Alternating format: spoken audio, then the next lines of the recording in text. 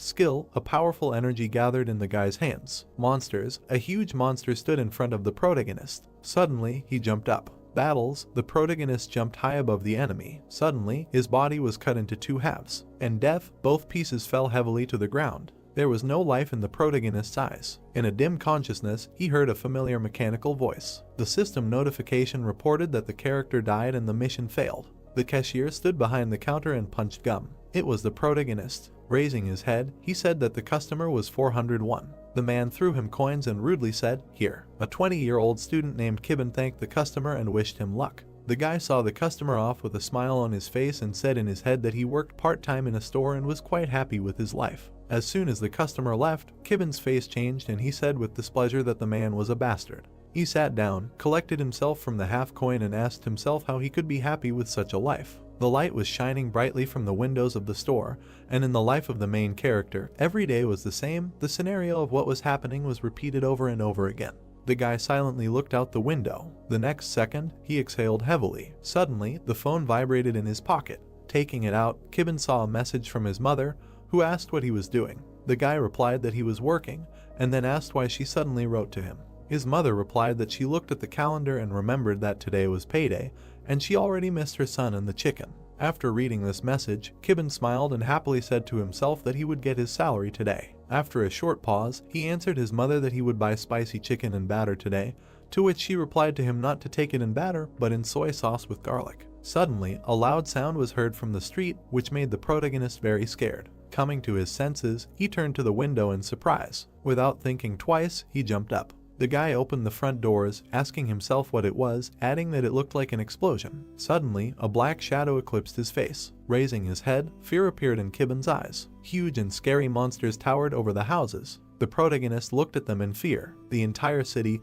captured by monsters, was burning. Looking around, the guy asked himself if he was really sleeping, immediately answering himself that this was not so, because he clearly remembered that he was in his right mind. Suddenly, he heard a roar from the side and tensed up greatly. Turning around, he saw a huge monster looming over the house. Fear enveloped Kibben. The first thought that came to him was that he should run away from here as soon as possible. At that very second, he turned around abruptly. Then he ran as fast as he could. His mind was clouded. Without stopping, he ran, asking himself where these monsters suddenly appeared from. But suddenly he lost his balance. Kibben fell to the ground with a crash. Gritting his teeth, he cried out in pain and thought that he had made a mistake when he stumbled. Lying on the ground, he said to himself that he shouldn't have. When suddenly turning around, he saw his legs. "Why are they there?" the protagonist asked fearfully. Suddenly, blood spurted from his mouth. Then his head became heavy and fell to the ground. With the last of his strength, he turned around. Behind him, the guy saw a huge monster and wondered if it had really hit him with a tentacle. Thinking about it, he saw a sharp blade at the end of the tentacle. The protagonist cursed at last. After that, there was darkness. Then, the crackling sound of fire was heard. The protagonist slowly opened his eyes and saw a system screen that reported a notification. The entire city was burning, and the system notifications reported that the Human Awakening program had been activated, so the awakening trial was beginning. Saiban was lying in the same place where he had died just recently. Awakening, he asked himself. Suddenly, a bright glow appeared in the area of his severed body. The next second, his body was connected and the guy fell to the ground with a crash. Raising his head, he rubbed the back of his head and wondered what it was. Around him, he saw walls that consisted of numbers and letters running along them. Suddenly, he was very scared. Looking down, he saw that his body was safe and sound. Are his legs back together? He asked himself. Sitting on the floor, Saiban said nothing, not understanding what was happening at all. His mind was empty. His expression showed that he was lost. Standing up, he saw notifications in front of him, informing him that he had entered the awakening space. Looking around, the protagonist asked himself in surprise, what kind of voice was that? What is the awakening space? He asked himself. Saiban was there completely alone, saying that this place was like a hologram inside a computer. Suddenly, a voice was heard, informing him that the awakening trial was beginning. Hearing this, the guy was very scared. At that very second, a huge monster appeared behind him. After that, a notification appeared, informing him that the guy must destroy the monster, which would be destroyed automatically if his attack was successful. Seeing the monster, Saiban was horrified. Looking up, he screamed, asking what kind of nonsense this was. Did they really want him to successfully defeat this monster? The monster with glowing eyes looked at the protagonist and growled. Suddenly, it stretched out its paw towards the guy. The protagonist covered his face with his hands in horror and said to himself that he would die. Immediately after these words, the monster's hand hit the ground. The blow sent dust and smoke into the sky. A system voice was heard announcing that the awakening test had failed, so the player's body was undergoing regeneration. The next second, Saiban appeared without a single scratch. Looking at his hand, he did not understand anything. Was he really alive? The guy asked himself, looking to the side. There he saw a huge pool of blood in his hand. Horror appeared in his eyes from such a sight. Then his cheeks puffed out. Suddenly, he vomited. Regeneration, he asked himself, really? But before he could finish, he heard a roar behind him. When the protagonist turned around, he saw a giant monster in front of him. Tears immediately appeared in his eyes. Slowly opening his mouth, he tried to say something. He screamed loudly and ran. But in an instant, his head was torn off his body. His separated body parts fell to the floor. The boy looked at his body with tears in his eyes. The system voice sounded again, saying that the awakening test had failed, so the player's body was regenerating. The next second, Saiban reappeared without any injuries. The system voice said that the protagonist needed to destroy the monster. Hearing this, the boy was overcome with primal horror. He raised his head and screamed loudly, asking what he was suggesting to do, how he could kill such a huge monster. It was impossible to kill it, the system voice said. Hearing this, Saiban was shocked. The boy also read in bewilderment that the monster was programmed and was transcendental, so it was initially impossible to kill it. Saiban gritted his teeth and wondered if he had really been answered. He began to look around excitedly, asking what this place was and why he was here. In the system window, the protagonist read that this place was called the Space of Player Awakening and was created in the name of justice. The boy looked up in confusion. The system said that humans are a species of beings that can awaken, and the training will end after the player successfully passes the awakening test and can return to reality. It asked the boy not to be afraid of dying during the training, because no matter how many times he dies, the body will regenerate. Saiban angrily thought that the system really thinks that life is some kind of game, and this is increasingly similar to the scenario of some novel, but there is no choice but to believe in everything. Looking around, the boy saw traces of his dead bodies on the floor. Beads of sweat appeared on his face from fear. A huge, enraged monster suddenly appeared in front of him, while the boy thought that he had no choice in the first place. A bright magic ball appeared from the monster's mouth. It screamed menacingly, releasing a large stream of mana forward. Jumping back, the protagonist quickly slid along the ground. Kibben looked at the crater, thinking that now he could only die continuously, suffering from pain, or just accept everything. Lightning appeared from the guy's body. Enveloped in mana, the protagonist carefully rose to his feet. The system said that the awakening was successfully completed, and now skills and abilities are being generated, after which it opened the Kibben status window. Sparks of lightning began to emanate from the protagonist's fist. He knelt down, pushing off the ground. The awakening skill and physical strengthening were used. Kibben rushed forward, attacking the enemy because there was only one conclusion. His fist was thrust forward and the protagonist screamed loudly in rage. Flying forward, he had to accept everything and finish this trial. Gritting his teeth, Kibben hit the monster with all his might. The enemy's body was shattered into small pieces, while the system said that the awakening trial was complete. It congratulated the player on awakening. After listening to her, the protagonist smiled maliciously. He laughed with joy after reading that the quest was completed and the physical strengthening skill was obtained. Strong mana was magnetized to Kibben's body. Suddenly, his face changed. The guy began to look around sharply in bewilderment. The protagonist angrily screamed that the trial was over, so he needed to send him back. The system immediately began to repeat that an error had occurred. Kibben spread his arms to the sides, hearing that he could not leave the awakening trial. The guy opened his eyes wide, unable to say a word. A huge monster grew in front of him, when suddenly the guy read that the awakening trial was beginning. The protagonist took a step back in fear, wondering what kind of nonsense this was. The monster quickly hit the ground. Saiban wondered if he couldn't leave the trial. His body regenerated and appeared next to a bloody trail. The guy smiled nervously. Clenching his hands into fists, he screamed, "What kind of nonsense?" The monster hit him again, tearing his body apart. Saiban thought that this was some kind of bug in game terms. Because of this bug, his character was stuck in the trial forever. After some time, the protagonist sat on the ground, thinking that he was constantly dying but reviving, and so a week, a month, and then a year passed. With a crazy look, the guy thought that with each passing day he was losing more and more sanity because his body was regenerating, but his mind was not. The system said that Saiban's health points had been increased, so he needed to change the backup data. A status window opened in front of the protagonist, in which he looked at his characteristics. He screamed loudly, did his HP increase? The system explained that the HP was increased by repeated attacks. Kibben wondered if it was because of him that the backup data was changed. He raised his head up with hope and asked if the error was fixed then. The system suddenly said that the error was not fixed, so the protagonist would never be able to leave this place. A drop of sweat appeared on the guy's face. The monster abruptly slapped its paw on the ground. Time began to flow again. 2 years, 3, 4. Kibben tried his best to run and resisted the monster in the test. In this way, he began to greatly improve his abilities. The protagonist's body was torn apart again, and everything made no sense. Drops of blood spurted out of his mouth, and the memories of the first day constantly visited his thoughts, so the guy stopped resisting. The 10th year. Looking down, Kibben asked what was happening on the ground. The system replied that there had been no major changes, and the time difference between the world and this place was significant, as 10 years in the trial meant about 12 Earth days. The protagonist remained silent. He clenched his teeth in anger. The guy remembered his mother's messages on his payday. Looking down at his hands, Kibben said in frustration that he should have bought some chicken. The monster hit him again with all his might. 500 years had passed. Sitting on the floor, the guy thought that he had lost everything, namely his family and friends. He was tormented by only one question. Perplexed, Kibben repeated, asking why him. The monster standing next to him growled menacingly. He quickly began to lower his paw down. A small distance separated them, while the guy asked why. He raised his hand up, knocking the monster away from himself. The protagonist turned away. He clenched his teeth hard. Kibben's face changed and he screamed furiously in anger, thinking what kind of awakening? Justice, player, because he didn't need answers to these questions. The guy sat down a little and thought about why the error happened to him.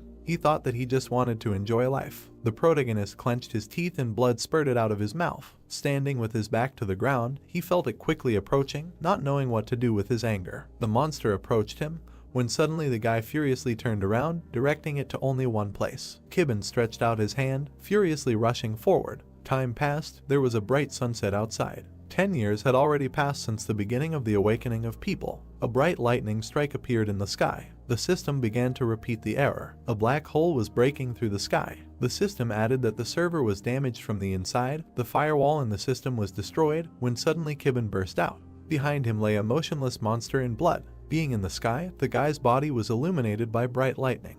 The awakening test lasted 3,000 years. The status window showed the main character's characteristics, which were increased to the maximum. The system voice said that it was impossible to connect to the main menu due to a system error, so offline synchronization was launched. The main character, shrouded in a magical aura, looked into the distance. There were no emotions in his half-open eyes, and he said to himself that he had thought about this every single day for the past 3,000 years. The guy remembered the messages from his mother on the day of the disaster and finished what he would do first if he managed to return to reality. The system voice reported that the system synchronization was successful, adding that 10 years had passed on Earth. The main character was flying over the city. A system window appeared in front of him, after which he asked the system where his mother was. After a short pause, a red cross appeared, and the system replied that it was impossible to determine the location since the function is not available in offline mode. Hearing this, the guy exhaled heavily. Everything is always useless, he said discontentedly. The sun was slowly setting, coloring the sun, while Kibben said that they needed to go home. A few minutes later, he was standing at the ruins of his house. The guy looked at it in horror and asked what happened to the land and the house. Suddenly, 2 soldiers saw him. They immediately called out to him. Approaching him, one of them said that civilians cannot be here since this is a forbidden zone, so the guy needs to go to a safe area. Hearing this, the protagonist was surprised and asked himself if these soldiers really said that his area was in a forbidden zone. After these thoughts, he turned around and asked what happened here. Then, without moving from his place, he asked why this whole place was in ruins. The soldiers looked at each other. After a short pause, one of them closed his eyes and asked where he had been all this time, because this is all because of the rift that appeared 10 years ago. Hearing this, Kibben had an idea. Looking away, he asked himself in fear if that soldier was really talking about those monsters. After thinking for a moment, he pointed to the house and asked if they knew what happened to the people who lived there. Everyone died, the soldier answered firmly. As soon as the protagonist heard this, horror and fear appeared in his eyes. His jaw trembled.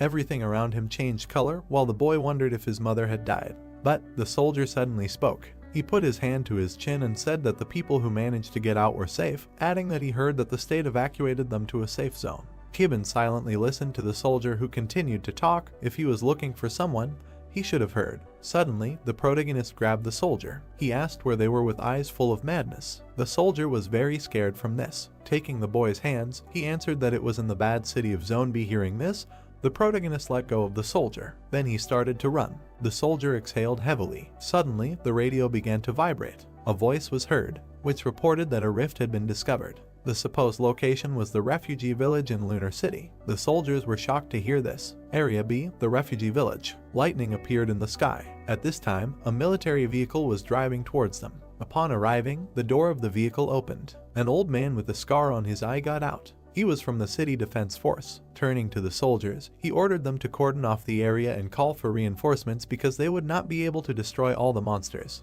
Then he turned to his subordinate and shouted, asking where the reinforcements were, why they were so late.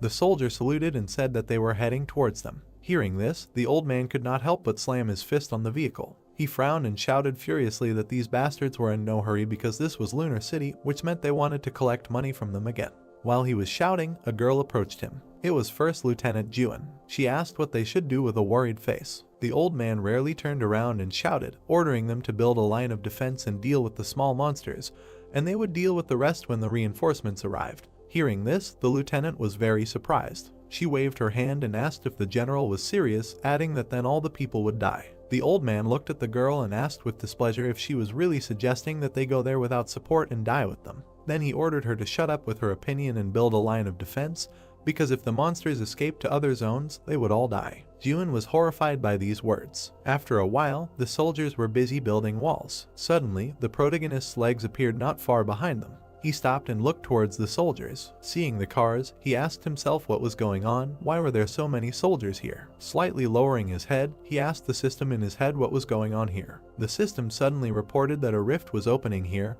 and that the full formation time was 3 minutes. Hearing this, the guy was surprised. He immediately remembered the monsters that appeared on the day of the disaster and asked himself if they would really appear here. He clenched his teeth in rage. Cyber realized that his mother was in danger. He stepped towards the soldiers. The soldiers immediately left him and said that there was a rift there. The soldier put his hand on Kibben's shoulder and asked him to go to a safe place. The protagonist pushed him away, quickly walking forward, which the soldier was very surprised by. The guy stood between the soldiers and pushed them to the sides. They looked at the guy in front of them in shock. The leader shouted loudly, asking what they were doing and how they allowed a civilian into the cordoned area, when suddenly Juan turned to the side in shock. The soldiers abruptly raised their guns up, pointing them at the guy. He calmly stood in the center. The protagonist covered his face with his hair. Menacingly, he ordered the soldiers to get lost. Beads of sweat appeared on their faces in fear. Kibben quickly walked forward. Juan screamed loudly, asking what was happening and why the guy was not stopped. The soldiers fell down in horror. One of them whispered, "Player," after which the girl turned to him.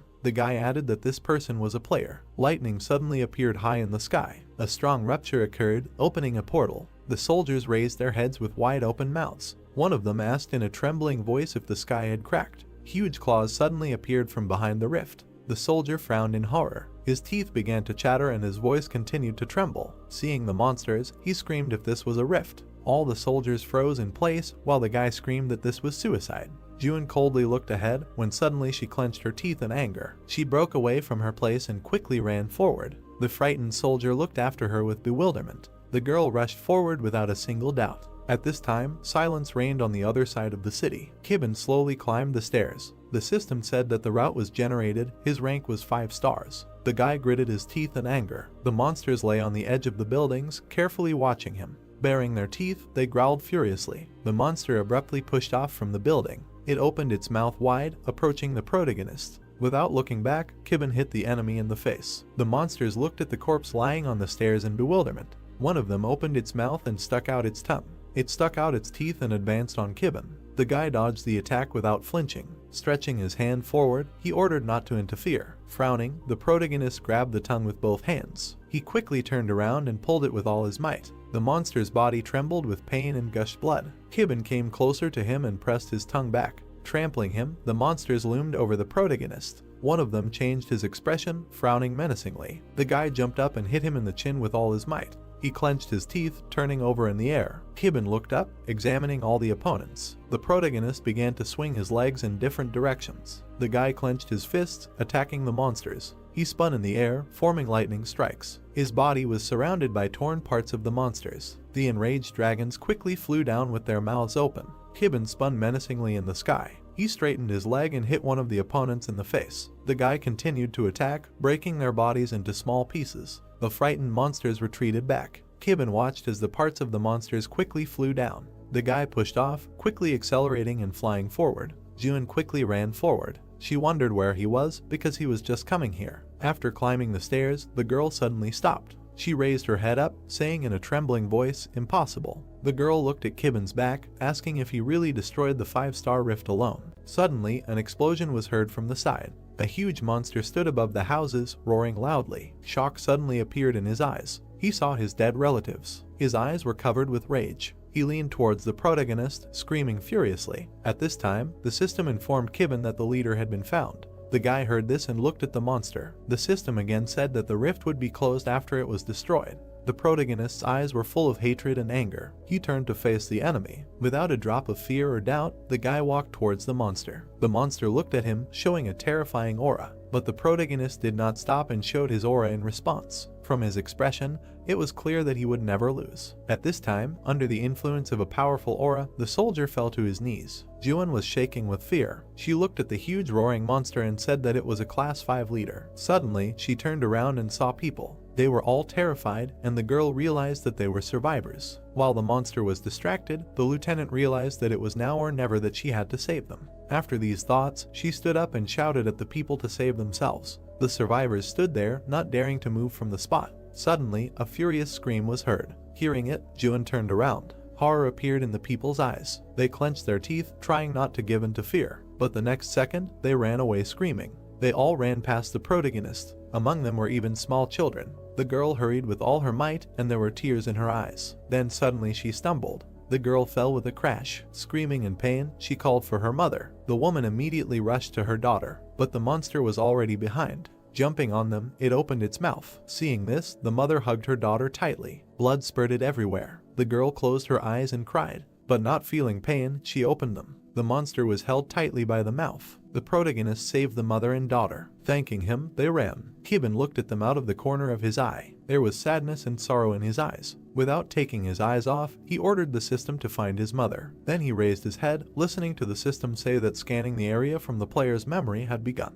Standing in place, the protagonist listened to the system count down to the end. "Scanning is over," it said, and at that very second, the guy saw the light. Standing in the square completely alone, he heard the system say that the scanning object was not found. At first, there was hope on the boy's face, but after hearing this, he sank. Kibben remembered his parents and sister. Leaving his memories, he looked down in disappointment. 3,000 years, he said to himself. He remembered them again and again, unable to forget all that hell. But now his memories are blurry. Thinking about this, the boy closed his eyes. The leader monster roared furiously. The next second, it swung, screaming even louder. Unable to bear it, June covered her ears, asking what it was. Suddenly, what she saw shocked her. The monster opened its mouth wide. Magic projectiles began to appear in it. The next second, they flew towards the protagonist. The monster's attacks quickly flew towards the boy's back. He gritted his teeth and decided to activate the skill. Kibben wrapped himself in mana and activated his physical reinforcement, when suddenly the system said that the activation was successful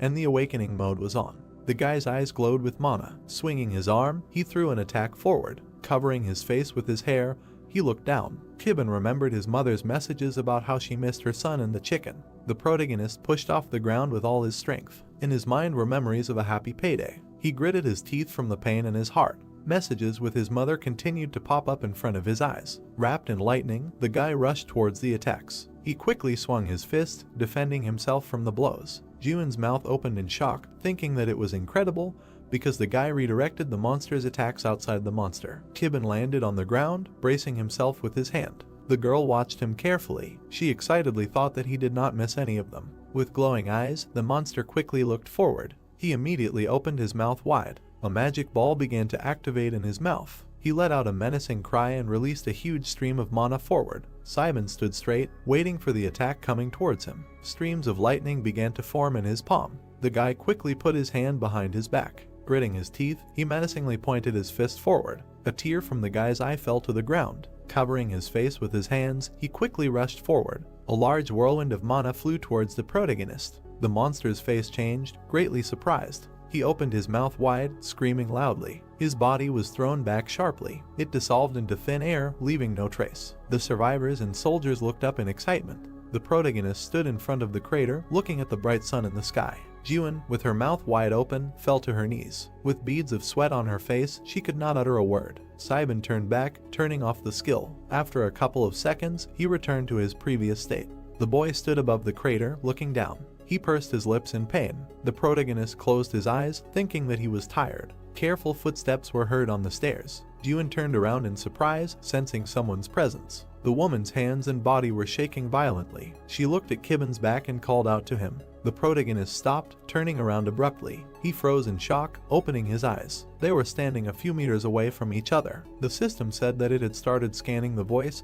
and it matched the data from the player's memory. The boy was speechless. He thought that the last 3,000 years had flashed before his eyes. The protagonist thought that all his emotions hidden deep inside had suddenly burst out. He pursed his lips and tears began to flow from his eyes. The tears quickly began to fall down. With pain in his heart, the boy said, "Mom." The woman covered her face with her hands, looking forward. Both suddenly took steps towards each other. They broke away, accelerating forward. The papers about the missing son flew out of the woman's hands. The mother and son merged into a warm embrace. The mother was shedding tears, screaming that she had been looking for the guy for a very long time. The protagonist listened to her and could not hold back his tears. Kibben asked her for forgiveness for not being able to bring the chicken. Suddenly, the whistle of a spear was heard behind her. The woman suddenly rushed forward, opening her eyes. A huge spear flew into her back at great speed. Blood splashed on the protagonist's face, and he called out to his mother in fear. The protagonist became stronger, standing on a mountain of his corpses. But thick blood dripped onto the ground.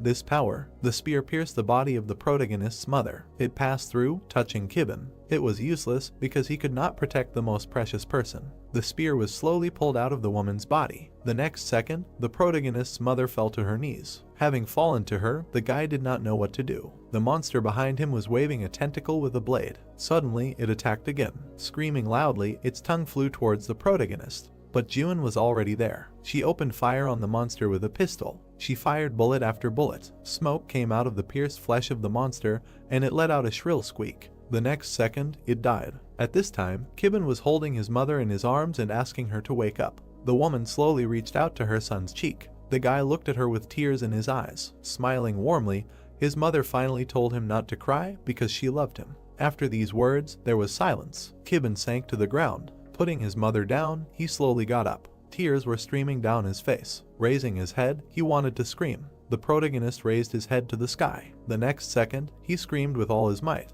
He did not see anyone around him. There were only him and his mother. Time had passed since that incident. Seoul Defense Force, 39th Battalion. Control Center. The commander-in-chief of the city defense forces was sitting inside, saying that he was imagining things or that they had gotten worse lately. Yes, Jian answered. The old man lit a cigarette and asked what he was doing, since everyone was talking about him lately. The lieutenant replied that he was moving through the most dangerous sectors and destroying all the monsters in the area. She kept her hands behind her back and continued to report that there was growing discontent in the guilds, so it was believed that they would soon begin to act. The commander-in-chief put his hand in his pocket. From there, he took out some papers and said that these were instructions for the girl. He then ordered her to bring the protagonist to him before he lost control. At this time, the forest was silent. Suddenly, a powerful explosion was heard. After that, several more were heard. Incredible magical power was in each explosion. The protagonist attacked furiously. He hit the huge monster in the stomach with all his might. Blood spurted out of the monster's mouth. Kibben's terrifying attack pierced the monster through and through, destroying it. Then the guy turned around abruptly. He immediately rushed to attack another monster. In an instant, the protagonist delivered a powerful uppercut. An explosion was heard, stronger than all the others. Smoke and dust covered everything. A minute later, the monster's blood was dripping onto the ground. Kibben held the monster's severed head in his hands. His kin, seeing the death of their comrade, screamed furiously. Then the guy released the monster's head. It splashed onto the ground. A huge army of monsters rushed to attack. At their head was a monster several times larger than the others. The guy took a weapon out of the monster's head. Raising his sword, he stood in a stance. Without moving, he ordered the system to activate the physical strengthening skill. The protagonist took on a form and looked forward menacingly, while the system said that the first level awakening had been activated. The guy carefully extended his hand forward. He released a huge stream of mana, after which the system reported that all the monsters were destroyed and the cleansing was successfully completed. It was pouring rain outside. Kibben was sitting alone on the edge of a cobblestone. Cold drops of rain were running down his face. An umbrella suddenly appeared above his head. The guy coldly looked up. He noticed a girl in front of him. June said with a smile on her face that she had been watching the protagonist and then introduced herself. She added that they had met before, but this was not the best time to get acquainted. Kibin remained silent, looking down. The girl pursed her lips, looking at him pitifully. She said that she understood his feelings because he was trying to destroy all the monsters and rifts. The girl said that it was pointless because as soon as time passed, the rifts would start appearing again. With understanding, she added that the guy was just trying to throw out his anger. June continued to hold the umbrella over him. Kibin asked if that was really why he had to stop. The boy interrupted the girl and said 3,000 years. After a short silence, he added that his bones were broken and his flesh was torn apart every day, and he returned after an eternity in that nightmare. He stood up menacingly, saying that even when his body was cut into pieces and turned into dust, he continued to be reborn in that hell and also endured in order to find himself again in the place where he belongs, and that is next to his family. The boy came closer to Jian and said that all this effort was in vain. Kibin shouted, asking if she was telling him to put up with it. With tears in his eyes, the protagonist asked to relive it again. Putting his umbrella down, they continued to stand in the heavy rain. Kibin quickly walked past the girl. Without turning around, the boy walked further and further. Jian gritted her teeth, looking down. She turned back sharply and shouted that she would help the boy with his revenge. The girl confidently said that she would help him destroy the monsters and rifts. She sincerely asked the protagonist to go with her. 6 months later, the doors to the ward were closed. The pulse was normal. The woman was breathing with an oxygen mask. Kibin's mother was unconscious in the ward. The protagonist stood behind the glass, putting his hand to it. The guy looked down, upset. He whispered tenderly, "Mom." The guy sadly said that he became a civil servant. With a smile on his face, he added that he was a high-ranking one. Kibin said that he didn't think he would be able to come often. He explained that those who worked for the government were terribly busy, so he asked her not to be upset because he would be back soon. The woman continued to lie on the bed without moving. The guy said softly that it was time for him to go. Slowly, he released his hand from the glass. The protagonist turned around and walked forward importantly. He approached the sensor and put his finger on it. The door suddenly swung open and he walked inside. The employees stood in a row in front of him, putting their hands to their heads. The guys on the other side were standing in the same way. They cleared the way for the protagonist. Kibin immediately loosened the tie on his neck. He walked forward quickly. His leg began to be enveloped in mana. A black suit appeared on his body. The guy's hair suddenly began to turn white. The protagonist stood up straight, putting on a tight suit.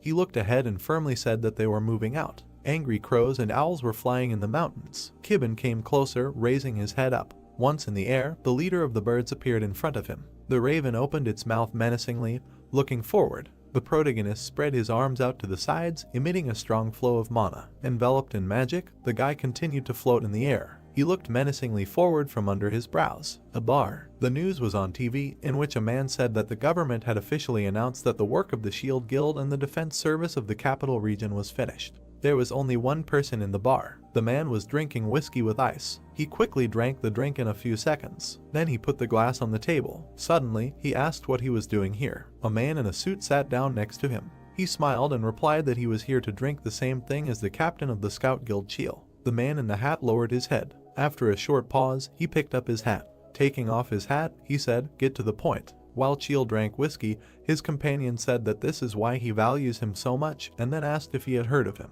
He continued to speak with a smile on his face. The source of the recent commotion, he was talking about it. Hearing this, Chiel stopped the glass of whiskey at his mouth. The man on the news reported that experts say that this is due to the recent destruction of the rift. Most likely, the state has found a way to destroy the rifts themselves. The man put his hands in his pockets and said that he is like a thorn and an obvious problem for their business. Chiel put the glass on the table. Looking down, he asked if he should eliminate him. Hearing this, the man leaned towards the captain and asked if he could not talk about such terrible things, adding that every time he talks about something, the conversation always ends in murder. Having said this, he handed the paper to the interlocutor. He looked at him out of the corner of his eye and said that they had orders, after which he ordered him to find him and recruit him, and also offer him to become a captain. Hearing this, Chiel turned to the man, but he closed his mouth and remained silent. After a short pause, he began to leave, saying that he understood everything, and the man looked at him in surprise and asked if he was really leaving. He had not even finished his drink. Opening the door, the captain said that he had already finished. When he left, the man looked after him. There was an unfinished glass of whiskey on the table. At this time, a 5th class rift called the Monstrous Bird's Nest opened in the forest. Many monsters were flying through the air. A portal suddenly opened on the cliff. The main character appeared from there. The other players followed him. They stood on the edge of the cliff. There was no emotion in his eyes. The system suddenly informed him that he was in the rift zone. A breakthrough of the rift was inevitable. Kibben and his subordinates looked at the hordes of flying monsters. A comrade approached the protagonist from behind and informed him that this was the last rift to be destroyed this month. Kibben turned around and replied that he understood, then ordered everyone to stay on the high ground. After saying this, he jumped forward. The guy rushed towards the flying monsters. Upon seeing him, the monsters screamed furiously. Hovering in the air, Kibben asked the system where the boss was. The monsters immediately rushed to attack. The protagonist attacked in response. He dealt a powerful blow to the monster, smashing its head. Then he did a somersault. After that, he braced his feet on the defeated monster. Pushing off from it, he heard a system message informing him that the scan would be finished in 5 seconds. With 4 seconds left, he pierced the monster with his body. After that, he prepared to kick. With 3 seconds left, he smashed the head of another monster. With 2 seconds left, the other monsters furiously rushed to attack. In a second, they surrounded the protagonist. More than 24 monsters were a meter away from the guy. When suddenly the system reported that the area scan for the boss was complete, its location was 12.5 kilometers to the southeast. Hearing this, Kibben released a bright flash from himself, destroying all the monsters around him. His hair turned white. His body was enveloped in an immeasurably powerful aura. The system reported that the awakening mode was turned on. The guy's eyes were filled with hatred and anger. The next moment, he took off. Without a drop of fear or doubt, he aimed at the boss. During the flight, he left an energy trail behind him. After a few seconds, he stopped. The system told him that Kibben had reached the boss, so the navigation function was disabled. Hearing this, the guy raised his head. In front of him, he saw a huge monster. It was the boss monstrous albatross bird. The protagonist looked at him with hatred in his eyes. At this time, a guy was looking through binoculars. It was one of Kibben's comrades. Their comrade turned around and asked how things were going. Watching the protagonist's battle with the boss through binoculars, the player replied that they would be done soon because Saiban was devastating. Hearing this, the other players began to look at each other and say that their captain was the only monster. After receiving the report, the vice captain approached his comrades and said that they would be moving out soon, so everyone should restore the spiritual stones and leave no one behind.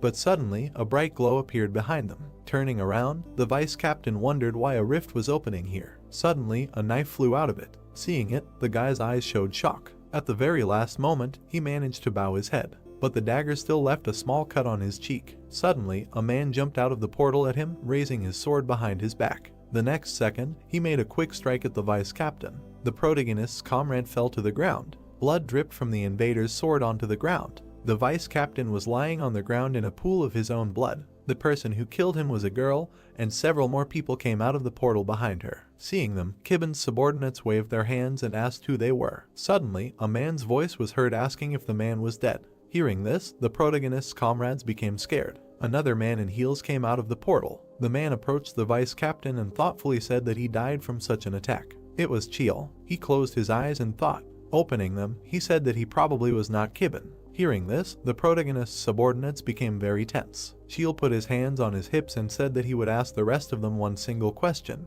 after which he asked which of them was Kibben. At this time, the protagonist, with glowing eyes, was eager to attack. The next second, he dealt a strong blow to the boss. A terrifying magical force pierced the monster. Blood spurted out of its mouth. Suddenly, the boss opened its mouth and began to gather terrifying energy in it. Seeing this, the guy tensed up greatly. After a few moments, the monster released a huge stream of flames. It hit Kibben, becoming even larger. Feeling a surge of such energy, Chiel was surprised. Slightly lowering his head, he said to himself that this was not an earthquake at all, since the sound was far away from here. Could it be? He thought. The man exhaled heavily. After that, he told the protagonist's comrades that it seemed that Kibben was not here. Closing his eyes, he calmly said that there was nothing to be done about it. He looked at the protagonist's comrades with hatred in his eyes and added that they would all die before Kibben showed up.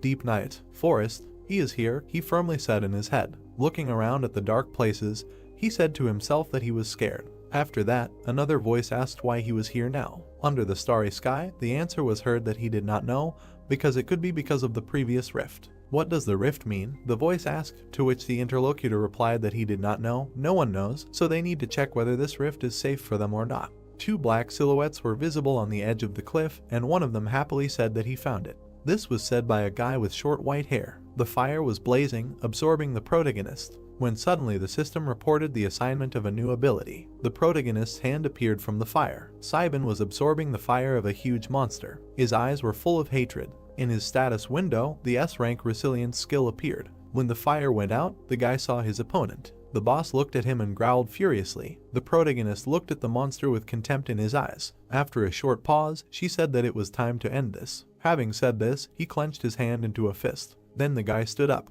The next second, he furiously rushed into the attack. His blow created a powerful magical wave that pierced the heavens. Blood spurted from the boss's mouth. With his attack, the protagonist tore the monster into two parts. Both of its parts fell to the ground with a roar. Then the system reported that the boss was destroyed, the rift was cleared. A red moon shone in the sky. A few seconds later, it changed its color to normal. After the death of the boss, something fell out of it. It was a small black ball. The protagonist picked it up and asked himself if it really came from the monster's body, but he had never seen anything like it before. Looking at the ball, he asked the system what it was. The system performed a scan and reported that it was complete. After a short pause, it reported that it was a daystone. Without taking his attention off the stone, Kibben asked what he could use it for. The system replied that it was unable to provide more information due to the autonomous mode. Hearing this, the guy looked away and asked discontentedly if she knew anything else. Unexpectedly, the system informed him of the danger several times. Hearing this, the protagonist was surprised. The system reported that a battle had begun at the entrance to the rift. Hearing this, the guy was shocked. At this time, on the cliff, Cheel rushed to attack. He hit the protagonist's comrade in the face perfectly. From such a blow, the guy flew back. His comrade rushed to attack with his sword at the ready. But before he could do anything, Cheel dealt him several precise blows. Blood spurted from the guy's nose. At that very second, the captain knocked the enemy down. Then he suddenly tore off his feet. He jumped on the guy who had not yet lost his balance. In midair, Cheel grabbed his head and hit him in the face with his knee with all his might. After such a blow, the guy flew back. Cheel, however, landed neatly on the ground. He alone defeated all of the protagonist's comrades. No one, he said discontentedly. The captain turned around and added, none of them are Kibben. Suddenly, they saw how the sun changed. A subordinate came to Cheel and reported that someone killed the boss and cleared the rift. Looking at the sky, Cheel said in his head that he then decided that the shaking happened because of Kibben's battle. After these thoughts, he began to leave, telling the others that they needed to find a way to get off this cliff. But before they could leave, a powerful surge of energy was heard behind them. Cheel immediately turned around. Their view was blocked by raised dust. The protagonist's comrades raised their heads with the last of their strength. When the dust cleared, boots from Kibben's team appeared. Then a familiar figure appeared. The guy watched it with one eye. And finally, the protagonist's head appeared. Seeing this, the boy was very happy. "Captain," he exclaimed, looking at the protagonist who had no emotion on his face. Kibben took a step. He walked towards Cheel. The captain kept his hand in his pocket and said mockingly, "Park finally came." Looking at him intently, he said that they were all looking for him, adding that he was the captain of the Shield Guild, the scout team. Suddenly, what he felt shocked him. The protagonist showed his terrifying aura that engulfed everything around him. Cheel felt Kibben's power and just stood there. The protagonist walked towards him. The captain did not move. There was shock in his eyes and cold sweat on his cheeks. His eyes suddenly sparkled. He saw a huge snake in front of him. The drool from its tongue dripped straight onto the shaking Cheel. Kibben was already standing in front of his opponent. Cheel looked up, shaking with fear. Suddenly, he came to his senses and looked forward. In front of him, he saw the main character. The captain bit his lip in horror. He wondered what this overwhelming aura was. Cheel couldn't even raise his hand. Suddenly, the main character turned to the captain with displeasure. Cheel shook even more. Kibben, without moving from his place, asked if he really said the Shield Guild. Hearing this, Cheel's comrades pointed at the guy and shouted furiously, asking who he was to talk like that. Was he really looking for death? But unexpectedly for everyone, Cheel turned around and shouted furiously, ordering everyone to shut up. The guys were confused, but obeyed. Gritting his teeth, the captain did not know what to do. He remembered how the man in the bar said that they needed to recruit the main character and offer to become the captain. Leaving the memories, Cheel said in his head that everything was bad. The captain did not tell about his power. He understood that they needed to make him their ally under any circumstances. With these thoughts, he stepped towards the protagonist and asked him to listen. Then he gently asked the boy if he had heard of the Shield Guild, and then added that they were the strongest guild in South Korea. After saying this, the man asked him to join them, adding that they could grant his every wish. The protagonist's comrades were lying beaten on the ground. There was no lie in the captain's words, since the salary of someone like him was determined to be at least 3 million won. This was the usual salary common among players. That was why so many players were eager to join the largest guild. In addition, they had such influence and power that no one could resist them. Hearing this, the protagonist's comrade thought that without him, their team would be lost. The protagonist silently looked at the captain. Accepting such an offer from the largest guild in the country could completely change one's life. Any player would give everything for these words. Chiel's subordinates waited for an answer. This was an offer that could not be refused. The protagonist remained silent. After a short pause, he said that he had one question. The captain slightly lowered his head and asked what it was. Kibben stared at the man and asked if the Shield Guild was responsible for protecting the city back then. He remembered the day he returned and his dead mother. Clenching his jaw in rage, he angrily asked if the Zeta Guild was responsible for protecting the migrant sector in the moon city of Zone B. Chiel smiled and replied that not only this area, but before he could finish speaking, he took a powerful blow to the face. The captain flew back to his comrades. From such a blow, he lost his teeth and consciousness. The guys immediately took out their weapons and shouted that the main character was just a brat who did not understand what he did. Then Kibben asked if they really did not understand. He explained with a dissatisfied face that this was payment for his people. His eyes filled with anger, after which he said that this did not compare to how he really felt. There was a red cross on the white shield. The Shield Guild is the strongest guild in South Korea. They protect the capital and surrounding regions from high-ranking rifts. They are the shield of South Korea. Giant monsters surrounded the tall buildings of the city. The creature's body was cut into small pieces. The monster opened its mouth wide, falling down. The hero stood in front of a group of people with a flag in his hand. The flag had a shield with a red cross on it. The guild has 5,000 people, including 3 S-rank players. The man's silhouette was dark against the bright light. The man opened his mouth wide, saying that he never imagined that on Earth he only brought elite guild members with him. The guy wiped his feet on them as if they were dirty rags. Moreover, the hero looks like nothing happened. The guy punched one of the people attacking him in the face. The hero kicked the man in the face. He swung his hand, delivering a punch. The people in brown cloaks were lifted into the air. 3 people were thrown to the side, flipping in the air. Several more people were thrown to the other side. Chaeol lifted his body, lying on the ground. A guy in a black suit was spinning one of the men in a circle, holding his legs. He let go of his hands, letting him go to the side. The man screamed. The people opened their eyes in surprise. Chaeol clenched his teeth. One of his front teeth was missing. The guy raised his eyebrows, looking to the side. There was a tall building in front. This was Bangbidong, the office of the Shield Guild. The car had flashing lights. The staff was hospitalizing the victim on the couch, shouting that they had 5 patients in critical condition. One of them had internal bleeding. The doctors asked to urgently prepare the operating room. The man stopped. He put a cigarette in his teeth, saying that this is why he asked the man to do everything peacefully. The doctor turned his head to greet the director. The man closed his eyes, saying that this evening was not very kind. He needed to talk to Captain Chaeol, so he asked to leave them alone. The man was lying on the bed. The doctor noticed that the captain was still unconscious. The director came closer, saying that he would think of something, so he asked them to leave the room. The man reached into his inside pocket, asking the captain to look at himself, all painted in blue and black. He picked up an unusual syringe in his hand, saying that he still needed to find out what happened there. The director injected it into Chaeol's chest. He pressed the button on top. The captain began to move his fingers. The man's body convulsed from the bed. Chaeol opened his eyes wide, rising from his seat. The man opened his mouth wide and breathed heavily. The director looked at him, saying that he looked terrible. He asked if the man was still the famous Captain Chaeol that he knew. The man looked at the director in surprise. He looked down, asking for his forgiveness. The director sat down on the next bed. The man closed his eyes and took the cigarette between his fingers, asking him to tell him what happened there. Chaeol frowned. He opened his mouth slightly, saying that the entire team was defeated by one person, Kai Bong. The director frowned. The man removed the cigarette from his mouth, asking if the guy was really that strong. The captain gritted his teeth, saying that he was. His strength was immeasurable. The director closed his eyes. He thought that it looked like the captain was admitting his defeat and apologizing to his opponent.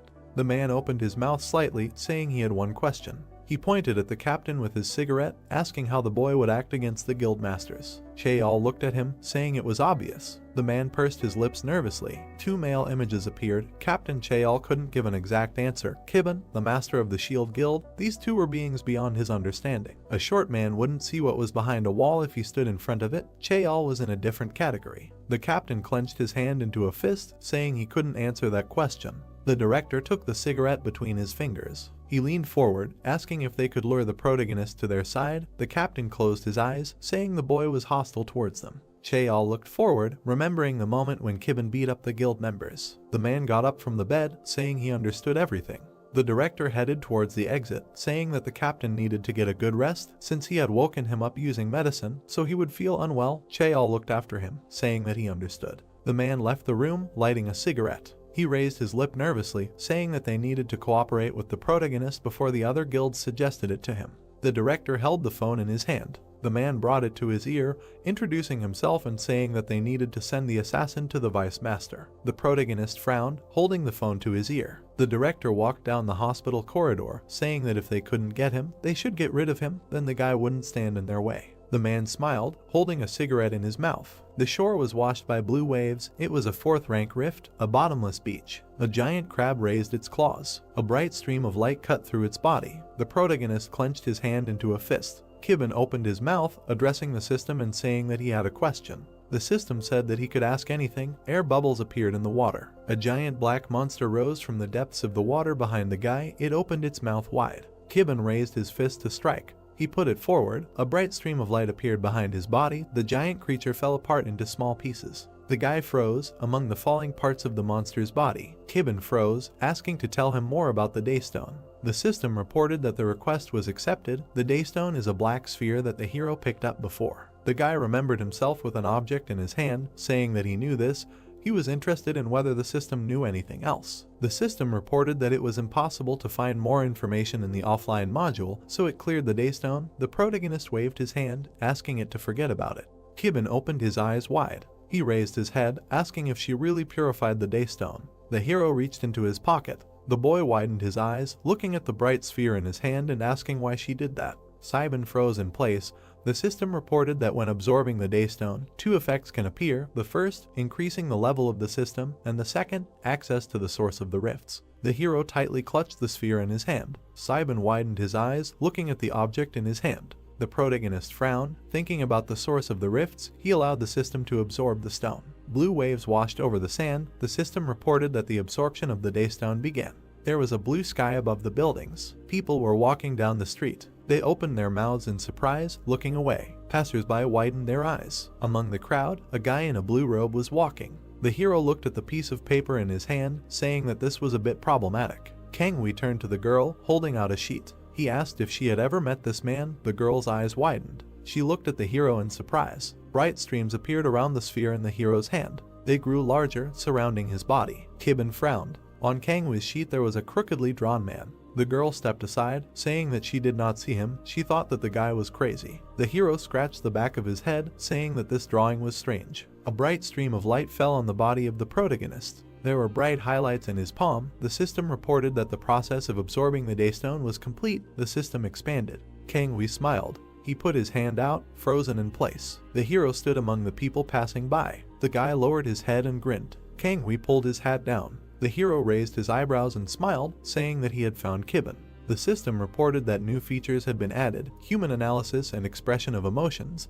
The protagonist raised his eyebrows in surprise. The guy looked up, asking how the human analysis skill differed from human search. The system reported that it allowed him to find out additional information, including height, weight, date of birth, and if the object was a player, then his profile could be additionally checked. Blue particles flew across the sky. Kibben thoughtfully rubbed his chin, saying that it was interesting, at least some benefit. He asked what the expression of emotions was. The system showed a satisfied smiley. The guy folded his arms across his chest. White clouds floated across the sky. The hero asked if that was all. The system answered, yes. The protagonist landed on the roof of the building. He lowered his head, telling the system to deactivate the skill. His hair began to darken. The guy's clothes changed to a business suit. The hero opened the door, asking the system to find the nearest bus stop from which he could leave. The guy was walking down the stairs. The system reported that a route of 1.5 kilometers from this location to the bus stop was laid out. The protagonist went outside, thinking about the length of the distance. The system asked if Kibben preferred to walk or fly. The guy's eyes widened. The protagonist frowned, thinking that the system asked him a question because of the new expansion. Kibben closed his eyes, remembering an adult man and saying that Lieutenant Colonel asked him not to fly. He said that the protagonist was creating chaos among the Air Force. The system showed a surprised smiley. There was a scarlet sunset above the city. The protagonist noticed that these emotions were strange. The system showed him a sad smiley. The guy asked to forget about it. The guy was walking along a busy street, thinking about something of his own. He frowned and looked back, wondering who this person was who was chasing him. Kangwee was standing among the crowd of people on the street. Kibben's eyes widened, thinking that it was someone from the Shield Guild, but he decided that something was wrong with the guy. The protagonist continued to move forward, thinking that he did not feel hostility from him. The guy looked to the side, thinking that this was a great opportunity to try out a new ability. He ordered the system to analyze the hero. The system started the analysis. Kangwee was standing among a lively crowd of people. The hero was smiling. The system gave an error. The analysis failed. Kibben raised his eyebrows in surprise. There was a scarlet sunset in the sky. The guy said that this is a useless skill. The system showed a sad smiley. A bus stop was visible ahead. The hero sat down on a bench. The guy closed his eyes. The system reported that the pursuer was approaching. Kibben frowned, seeing the guy in front of him. He thought that the hero was finally here. He looked at the smiling Kangwee, wondering who he was. The guy pressed his hat to his chest. The hero stood in front of the guy sitting on the bench. Kangwee sat down next to him. Kibben looked at him, not understanding what was wrong with him. He had never seen him. The hero did not understand what the guy needed. Judging by this frank smile, he did not even hide the fact that he was stalking him. The protagonist raised his head, seeing the bus arriving. The system reported that the transport had arrived. The guy got up from his seat. He entered the bus, thinking that something was wrong here. The hero sat down on the seat and folded his arms across his chest. Kibben noticed that Kangwee had disappeared from the bench. The hero did not understand where he had gone. The guy sat next to him, clutching his hat to his chest. The protagonist's mouth fell open. The bus moved forward on the road. Kibben, 3,020 years old, was shocked for the first time since he escaped from the awakening zone. A hissing sound was heard. The snake opened its red eye wide. The giant red snake wriggled, sticking out its tongue.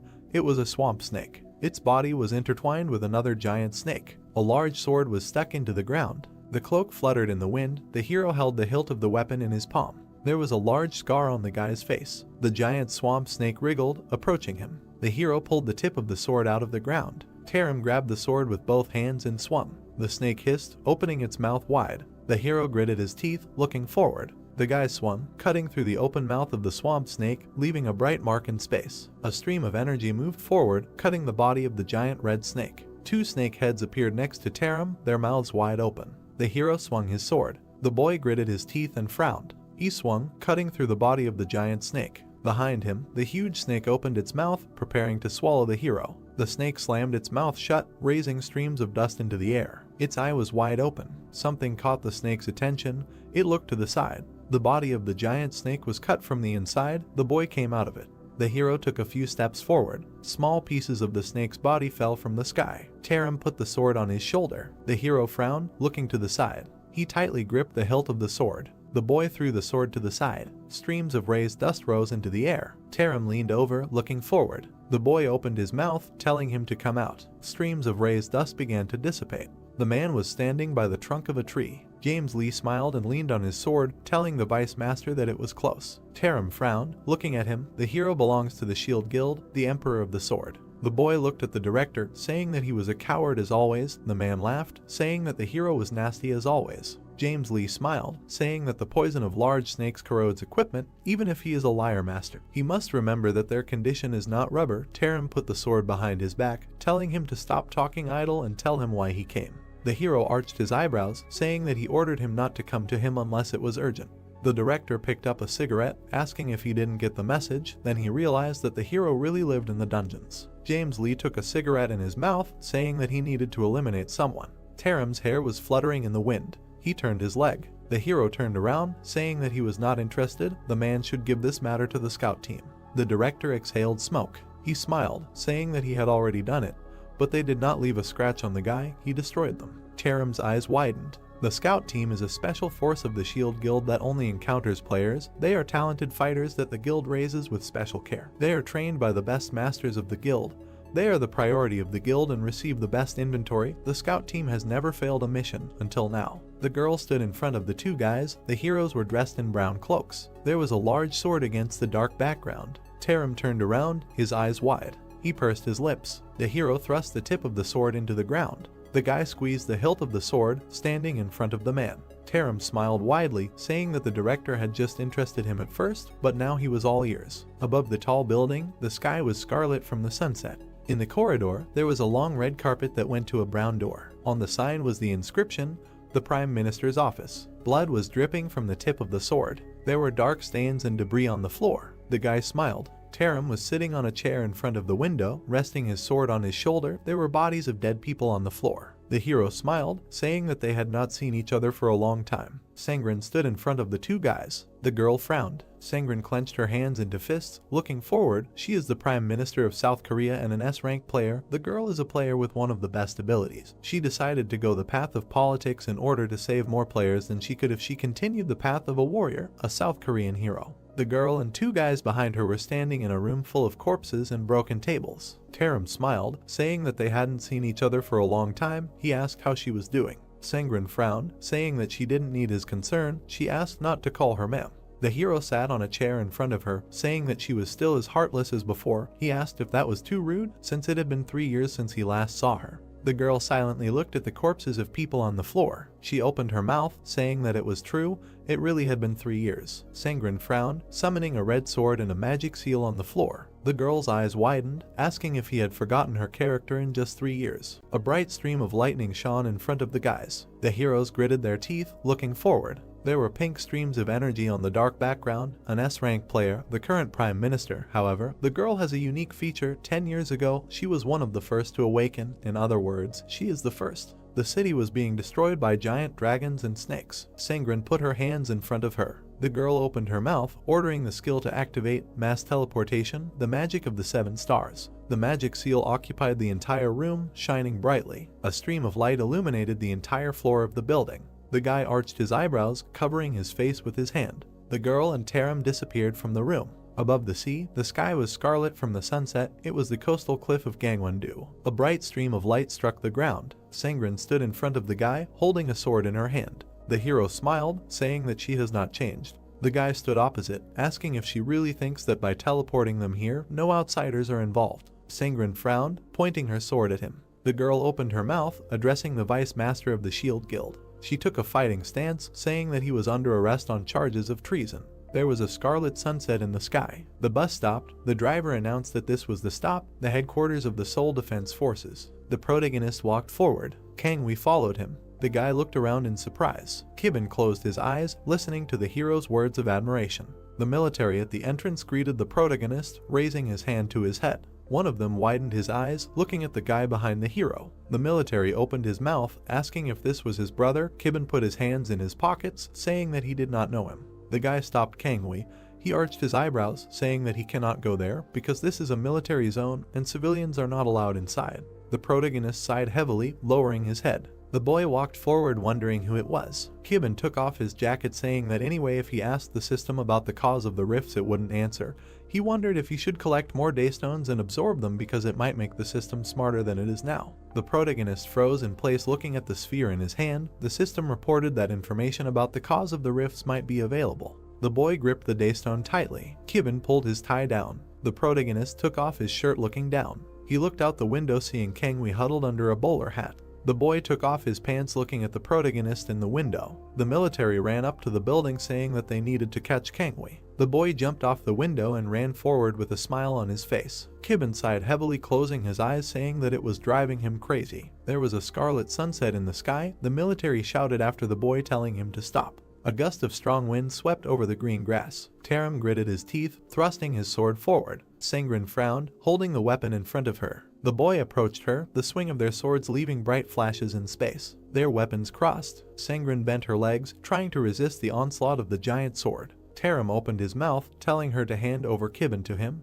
This was his demand as the Vice Master of the Shield Guild and the Emperor of the Sword. Sangren frowned. She pursed her lips, thinking that she now understood what the Shield Guild was doing. The girl held the sword with both hands, saying that thanks to the protagonist, who had recently dealt with all the rifts, the government did not renew the contract with the Shield Guild to defend the capital. The news anchors on the TV screen reported that the government had officially announced that the people did not need the Shield Guild. The man was sitting at the bar. Sangren put away her sword, saying that because their guild didn't receive money from the government, they were having difficulties, so they tried to recruit Kibin by offering him money and status. Taram's eyes widened. Sangren swung her sword, sending the boy flying back with a bright stream of energy. The girl recalled how Captain Chaeol frowned, saying that none of them were Kibin. She was saying that until now, everyone had turned a blind eye to the crimes of the Shield Guild. The people were thrown aside. 3 people were thrown back. The girl noticed that neither money nor status affected Saiban, and he destroyed their team, flipping in the air. The hero opened his eyes wide, flying upward.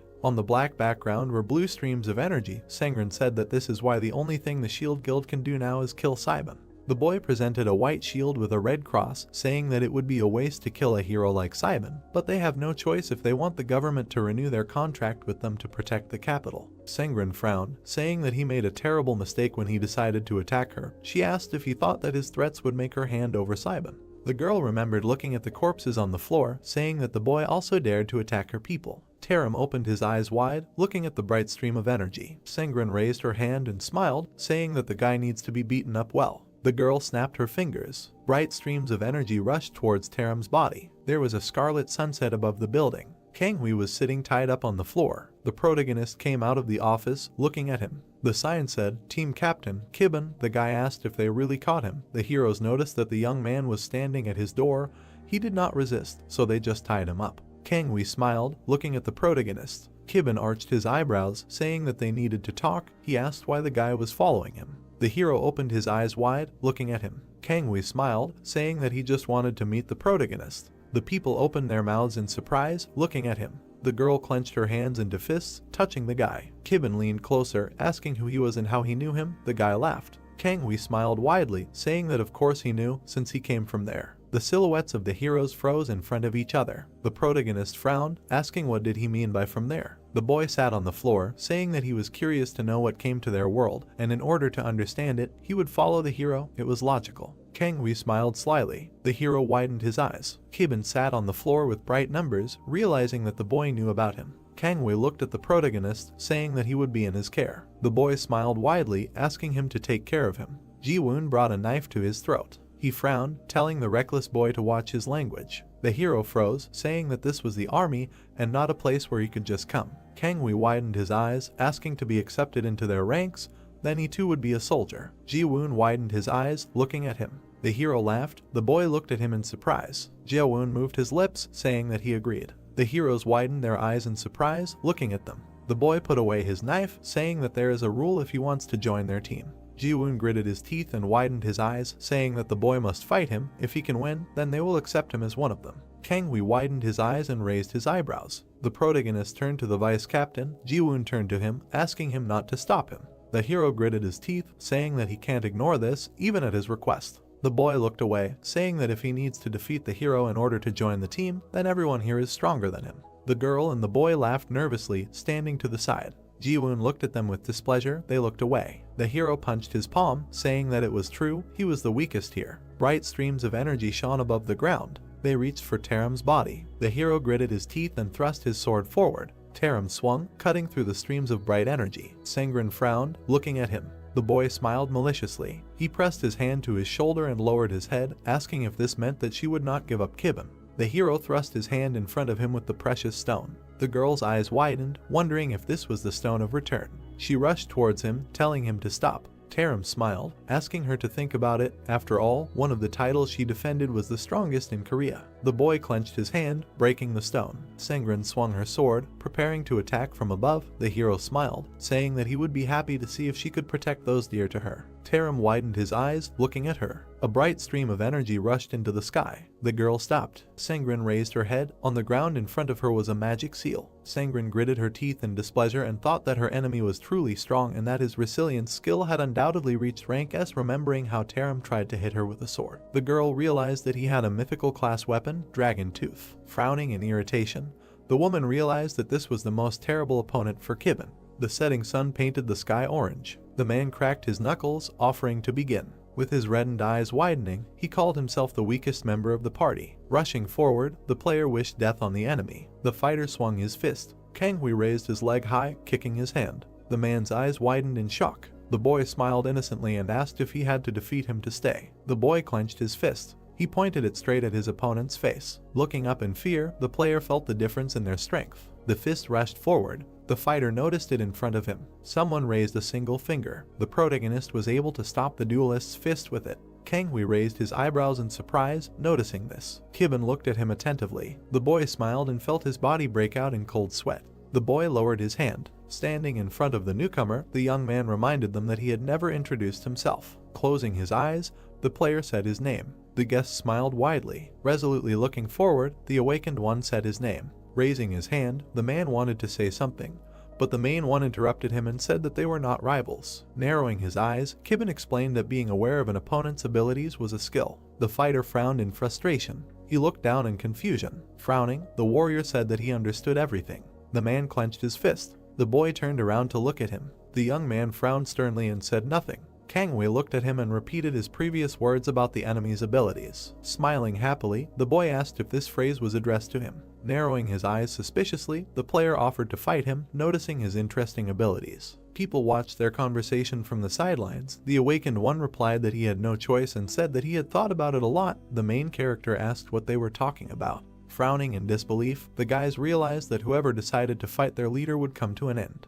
The people in cloaks stood next to each other. The captain's team was a rift cleanup group. They had been next to their leader for half a year. Menacingly frowning, the man mentally called the newcomer stupid. Remembering how Kangwei kicked his hand, the fighter thought that their captain's strength was on a whole other level. Getting into a fighting stance, the boy suggested starting the fight. Putting his hands in his pockets, Kibben asked him to attack. The awakened one jumped up and ran forward. The boy easily dodged his blow. The guest gritted his teeth and swung his fist. The opponent's leg appeared in front of his face. The young man hit his opponent hard on the head. Frowning, he said that it was an imitation of his own blow in revenge for his subordinate. The people's mouths opened in shock. The man's eyes widened in amazement, thinking that nothing less should have been expected from the captain. Seeing that the opponent was still standing, the player was surprised. Kangwei was able to block the blow by putting his hands in front of him. Shaking his hand, the protagonist asked if he was okay, because the blow was quite strong. Kibben tried to hit him with his fist, but the boy dodged. The boy furiously knitted his brows and asked who he really was and who sent him. The awakened one smiled, continuing to block his blows. The guest slammed his foot into the ground, kicked his opponent in the shoulder. Kangwei replied that it was a secret. The powerful blow threw the player into the air. The protagonist's eyes widened in shock. Looking to the side, he realized that this was the first time he had been sent flying. Swinging his burning hand, the boy declared that it was too early to be surprised. A wave of light energy flew out of his hand. It approached the frightened Kibben. He managed to hit the projectile in time and change its trajectory. The boy looked ahead tensely. Frowning, he assumed that it was magic, but immediately rejected this idea. The young man landed on his feet. Finding himself in front of his opponent, the player asked what kind of energy it was. The awakened one smiled. A light aura appeared around his body. The fireball shot forward and headed towards the opponent.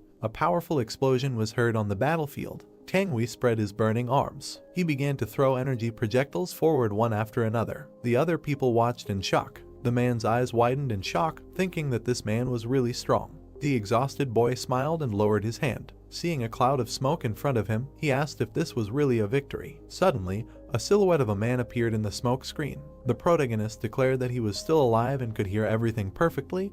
His t-shirt was torn. The awakened one, with his mouth open, called him resilient. Kangwei said that his opponent looked whole, taking off the shreds of his t-shirt. Kibben was indignant that his clothes were finished. The boy grinned and asked if this was all his opponent could do. The young man tensed his fingers and declared that it was his turn. Raising his hand, the boy decided to capitulate and said that he had done all he could. He said that the leader of the group proved to be a worthy opponent. The people frowned in confusion, wondering if the newbie was running away. Pointing a finger at the man, the awakened one reminded him that he had defeated him in battle and asked if he could stay here. Kangwei happily raised his hand and said that he would be very happy if the captain agreed. The player opened his mouth wide and said that he was not finished yet. The boy asked what that meant. At that moment, a fist flew into his face. His body flew high into the air. It fell a few meters away from the main character. Kibben took a step forward. Putting his hands in his pockets, he asked the newbie to unpack his things. The people stood silently by the craters from the explosion. They looked shocked. The awakened one was lying on the ground unconscious. He had just been named the youngest member of the group. A bloody sky hung over the mountains, the Inchen Guild Rift, the lair of the 8th class fire dragon. A man in a formal suit was shown on TV. The 8th grade was the highest of all existing. Regarding the faults, a lot of theories are being built, but there is one thing that all experts agree on. Taram grinned maliciously. If the fire dragon opened its eyes, then South Korea would be in such a critical situation that it had not been in since the time of Tangun. Having plunged the sword into the dragon's head, the former leader of the Shield Guild laughed. The baby dragon opened its mouth, accepting death from his weapon. Because of this, the monster woke up, a huge wing hanging over the city. Numerous explosions were heard in the sky. The reptile destroyed buildings, raising dust around itself. The monster spread its wings, standing on one of the streets. A fire ignited in its fanged mouth. A real catastrophe awaited people. About 10 minutes before the fire dragon woke up, the baby opened its mouth and wheezed. The beast tried to crawl forward. The people from the cleanup team were standing around him. Lighting a cigar, the director said that it was more difficult than one might think, and concluded that the hatchling was still just a fire dragon. Taram stood next to him. Looking at his colleague from under his brows, the Sword Emperor suggested not to waste time and asked how to lure Kibben here. The man smiled and said that it was very simple. He sat down next to the reptile. Frowning angrily, the director said that they only needed to kill the monster and awaken its parent. Sitting in front of the monster's face, the man said that when the fire dragon woke up, the government would send out a special forces unit to save some time. Hearing that this team would be the Rift cleanup team, the vice chief of the Shield Guild opened his mouth in surprise. With a stern frown, Taram asked what they should do next when the enraged lizard appeared, even if they managed to deal with the player. The director put his hand in his pocket and explained that this was the main part of their plan. Taking out a metal sphere, the man said that they would seal the enemy with this thing. The Sword Emperor's eyes widened in amazement as he realized that it was a daylight stone. The monster laid its head on the ground, breathing heavily. Saudi Arabia had finished experimenting with the stone. The Vice Guild leader's pupils narrowed as the director said that this sphere could be used to put the fire dragon to sleep. Taram pierced the baby's neck with his sword. The reptile stuck out its tongue and trembled. The monster fell to the ground, unconscious. The Sword Emperor grinned and laughed. Without removing his sword from the monster, the Vice Guild leader burst out laughing. Raising his hand, he said that he liked it. The man shouted that he would wait for his enemy here. A huge fire dragon towered over the city. Children were playing on the playground under the supervision of their parents. A small boy stared at the sky. The teacher approached him and asked what had happened. The child asked her to look up. The girl looked up in surprise. The sky above the city had turned blood red. The tank treads began to move. Armored vehicles were driving along the road. A helicopter was flying over the buildings. The news started on TV. The presenter said that the sky had turned red and that this was not an exercise. Passers-by stared at the outdoor screen. They looked scared. The journalist said that all citizens should immediately evacuate to the nearest underground bunkers as instructed by the guide. Fighter jets soared into the sky.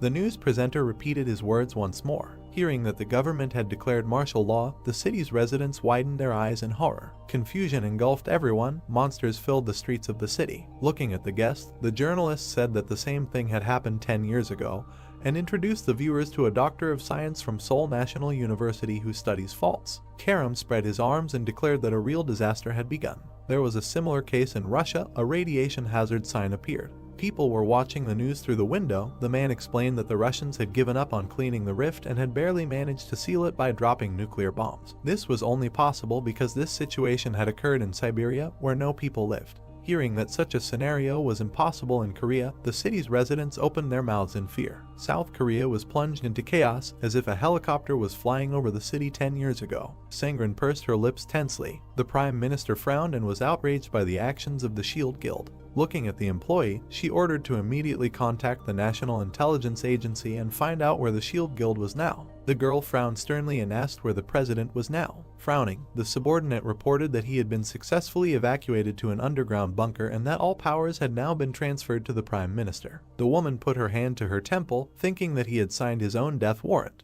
The pilots were looking ahead. One of them, his mouth wide open, announced that they were approaching their target. The helicopter was approaching a huge dome, 3 kilometers away from the ancient rift. Sangren looked out the window. Her subordinates widened their eyes in surprise when the Prime Minister asked them to convey an urgent announcement to the commanders of each guild. Sitting in the recording studio, the news anchor asked if the government could do anything about the current situation. Karam assumed that the government staff would do it. Frowning menacingly, the girl ordered that all players whose level exceeded 100 be called. Bright lightning flashed across the dome. Someone stepped forward. The protagonist's cleansing team approached the dome. Looking sternly ahead, Kibben announced that they had arrived. His friend tensely pursed his lips. His whole body began to shake. His hands were shaking. Looking down, the man realized that this was not a good sign. Imagining the man being torn apart, the fighter assumed that their role was to pay with their lives. The boy with the mohawk, his eyes wide in fear, thought that they were sent on a suicide mission just to buy time. The heroes approached the dome closely. The government had gathered players with a rank above 100 so that they could hold out as long as possible, but passing through this place meant 100% death. With his mouth wide open, Kangwee was surprised at how huge this dome was. He jumped happily, realizing that this was the lair of a fire dragon. The other warriors watched his reaction in confusion. Their anxiety level was lowered. Looking at the jumping newbie, the hunter asked what they should do with him, because due to the urgency of the situation, he had not yet been added to the official lists. The guy replied that he could just follow them. Remembering their fight, the young man thought that maybe he could be of some use. Approaching the red dome, the player gave the order to enter. The people passed through the portal. The dome was covered with a white grate. The rift seemed to spit the uninvited guests back out. The man landed on his feet, while his comrades fell to the ground. Shocked, his eyes widened, the fighter wondered what was going on here. Looking at the shimmering edges of the dome, the warrior realized that they had just been thrown out of the rift. The protagonist turned around. There was no one behind him. All his comrades remained outside. Looking down, Kibben realized that this was the first time something like this had happened, and wondered if the Class 8 rift had always been like this. Pursing his lips, the boy decided that something was definitely wrong here, and that even he would have a hard time clearing this place. Suddenly, Kangui approached him. The boy asked how he managed to do this, his eyes widening with glitter. The boy asked what they were talking about, and the captain decided not to continue the conversation. Someone ran forward at a rapid pace, leaving behind traces. The unknown person ran down the street. The members of the rift clearing team appeared in front of him. Noticing something strange, the player looked back. However, there was nothing behind him. Suddenly, Taram attacked him. A crazy smile shone on his face. The protagonist widened his eyes in shock and thought that this person was much faster than all those he had dealt with before. His hair turned white. His body was covered in a blue aura. The system reported that the awakening mode and physical strengthening skill were activated. Kibben extended his hand forward. He put it in front of the enemy's sword. The man cut his body with the sword. A deep cut appeared on the guy's chest. The system reported that physical defense was disabled. A helicopter flew across the red sky. The man stood on the roof of the building. Looking ahead, he said that a war had begun. Seeing military helicopters in front of him, Yuban wondered if the fire dragon had really awakened. Hearing the call, the man put his hand in his pocket. The phone screen showed the words emergency call. The player sighed, lowering the corners of his lips. The city was in ruins. Someone waved. The girl happily closed her eyes and greeted the viewers. Holding a selfie stick in front of her, Yui said that she decided to do a live broadcast outside the house. Pointing to the destroyed city, the woman said that the sky above Incheon had turned red. The streamer squinted and asked if someone was actually trying to awaken the fire dragon. Her phone screen lit up. A red emergency call alert appeared. Yui lowered her head and sighed heavily. The rank 44 man looked back as his phone vibrated. The man in the latex suit picked up the phone. The girl pouted when she saw the message. There was a bright flash. The message said that martial law had been ordered and that all players over level 100 were to gather. Red mountains towered over the city. Blood dripped onto the rocks. In a second, there was too much of it. The protagonist lowered his head. There was a cut on his chest. Siben's eyes widened in shock, not understanding how he could have been injured in awakening mode. A pool of blood formed on the ground. The guy frowned menacingly, unable to believe that the physical defense had simply turned off. Placing his sword on his shoulder, Taram stated that he expected more and that this was too boring. The man expressed his disappointment with a frown. The young man looked at him with disdain. The Shield Emperor had a tattoo on his arm, indicating that he belonged to the Shield Guild. Pursing his lips, the player decided that this was not the best time for such a meeting, because the most important thing was to restrain the fire dragon. Turning away, the protagonist asked the enemy to leave because he did not have time to play with him. The Vice Guild leader cut the ground with his sword and ordered the enemy to forget about the fire dragon. Squinting furiously, he promised to kill him. Siben raised his hand. Blood dripped onto the ground again. The guy took off his mask. He had to completely tear his suit. Swinging his fist, the young man invited his opponent to fight. He rushed forward. The player thrust his fist forward. Waves of blue energy swirled in the air from the blow. Taram's eyes widened in shock. A blast wave rolled across the city. Smoke filled the entire area. The awakened one knelt down and leaned his hand on the ground. Standing firmly on his feet, the man held his sword out in front of him. Somewhere on the top of the mountain, silhouettes of people were visible. The director smiled broadly, holding a cigar in his teeth. The old man took it with his fingers. Opening his mouth wide, he laughed loudly. The protagonist lowered his head in confusion. The Sword Emperor looked at him with disdain. The red dome emitted a strong glow. The members of the cleanup team looked at it in fear. A bright light illuminated the ruined city. Frowning, the man wondered if they were really going to stand there and do nothing. Someone took a step forward. Hearing the footsteps, the fighter turned around. Sengrin came out into the light, looking worried. She was standing in front of the Rift cleanup team. Approaching the vice captain, the prime minister asked where their leader was and why they did not enter the rift. The warrior explained that they could not enter because of the fire dragon's protection. The girl approached the dome. The woman put her hand on the force barrier. She frowned silently. After a while, Sengrin said that it was not the fire dragon's fault. Looking at her, the man asked what this meant. Gritting her teeth, the Prime Minister realized that the Shield Guild had come here to kill her comrade. Hearing a strange noise, the girl looked back. A film crew had gathered outside. The reporter said that they were in front of the fire dragon's lair and that the current situation was critical. The woman frowned sternly and ordered her subordinates to get rid of these people. The boy, widening his eyes, said that they could not do this because this was no longer just a matter for Korea, and foreign TV channels were also broadcasting. There were many people in front of the dome. Gritting her teeth, Sengren realized that things were bad. Blood sprayed into the air. Taram struck his opponent again. A grin was on his face. The man continued to advance, striking one after another. Smiling widely, the director said that it was all because of the dragon tooth. In the background of the magic circle, the most powerful weapon that was obtained in the raid on the 7th class rift appeared. The old man said that it was light as a feather and so sharp that it could even cut through metal, with the guild staff standing behind him. One of them raised an eyebrow and said that according to rumors, this was a powerful mythical class item. Standing on the cliff, the director confirmed this and added that this sword received the title of mythical item not only because of its sharpness and durability, because it also contained a large amount of magic and secrets. Many cuts appeared on the protagonist's body. Kibben looked up. The system reported that the dragon tooth reflected all the damage inflicted on the enemy. The guy realized that he had received a wound from himself. The Sword Emperor looked at him in surprise. Opening his mouth, the young man decided that a weapon that could disable physical defense was pretty good.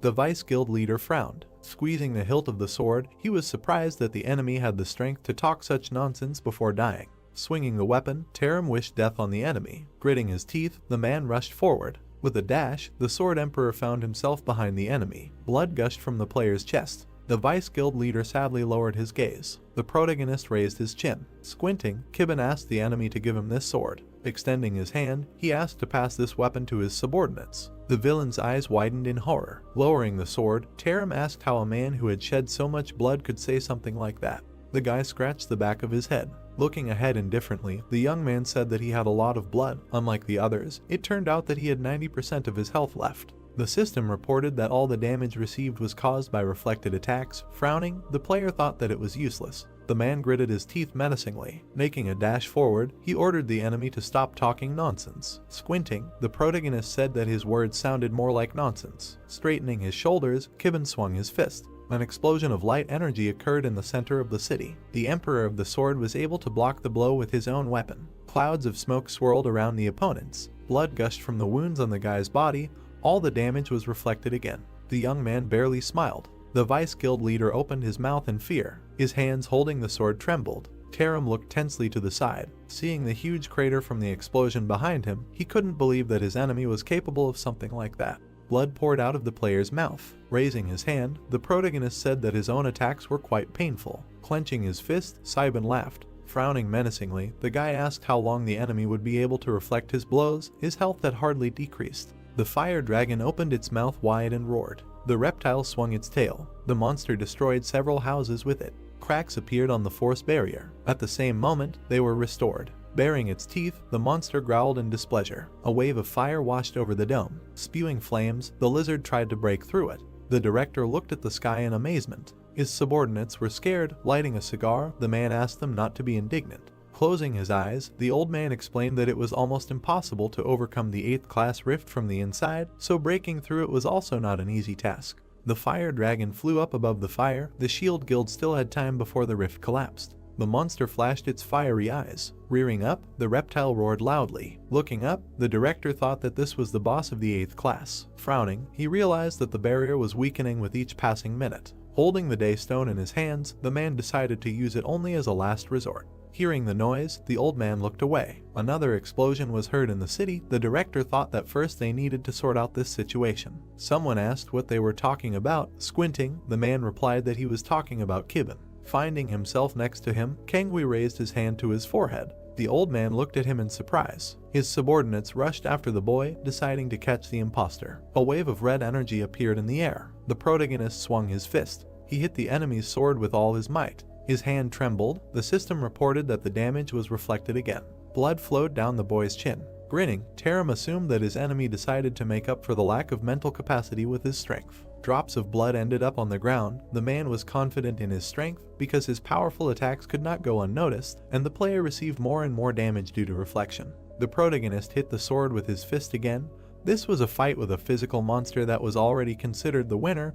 This was the essence of a mythical class weapon. Confidently knitting his eyebrows, the Sword Emperor suggested that the enemy surrender because his chances of winning were simply negligible. Suddenly, his eyes widened. Kibben hit his sword with all his might. A new cut appeared on his stomach. The damage was reflected again. The Vice Guild leader smiled and called him crazy. The boy gritted his teeth. He struck the dragon tooth again. Blood splashed onto the floor. The boy stepped on it. The player swung his fist again. Strong gusts of wind appeared on the battlefield from the successive blows. Taram's eyes widened in horror. He had to step back. His pupils narrowed. The man did not understand how this was possible. Sangren's group stood in front of the dome. The Prime Minister's mouth opened in surprise. Approaching her, the fighter called out to her. Pursing her lips, the girl realized that these vibrations were not caused by the fire dragon. Gritting her teeth, the woman thought about her comrade. She put her hand on the dome and realized that the Shield Guild was to blame for everything. Standing behind her, the employee asked her to calm down. Closing his eyes, the boy explained that his boss was the leader of South Korea at the moment.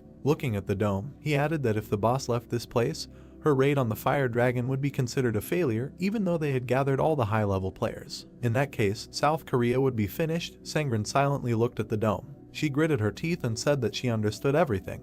The red sky hung over the destroyed city. Smoke filled the surrounding area. In the middle of it stood the protagonist and his enemy. Taram lowered the corners of his lips and noticed that the enemy had finally stopped. Kibben lowered his hand. His lips were covered in blood. The boy looked up determinedly. The man smiled happily and called him a real monster. The ground around them was completely destroyed. The young man clenched his fist. Frowning confidently, he ordered the enemy to parry his attack. The player struck the dragon's tooth. The marks from the blows remained on the blade of the sword. Swinging his arms, the protagonist continued to attack again and again. The Sword Emperor gritted his teeth in horror. Another blow created a bright flash. While one attacked, the other did nothing but parry. This was an unusual battle. The attacker was bleeding. The Vice Guild leader's legs trembled. He fell to his knees. Blood gushed from his mouth. Taram could not understand how this was even possible. With his mouth open in confusion, the man could not believe that he was receiving damage because his sword was able to parry it.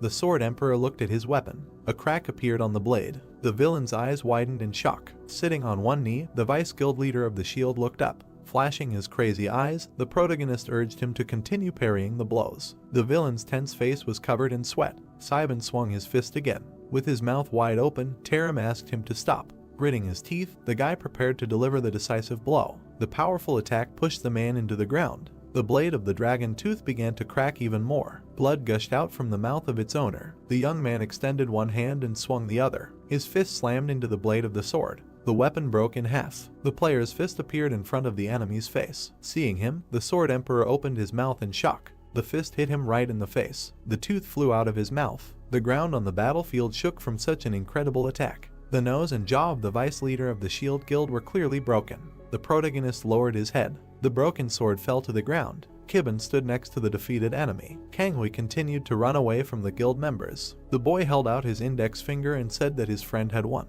The people's mouths opened in shock, unable to believe it. They looked at the destroyed city. The boy raised the hilt of the sword. He looked closely at the remains of the dragon tooth and was upset that the weapon was broken. Standing on the cliff, the staff said that this could not be. Taram was lying on the ground with his arms outstretched. No one could believe his defeat.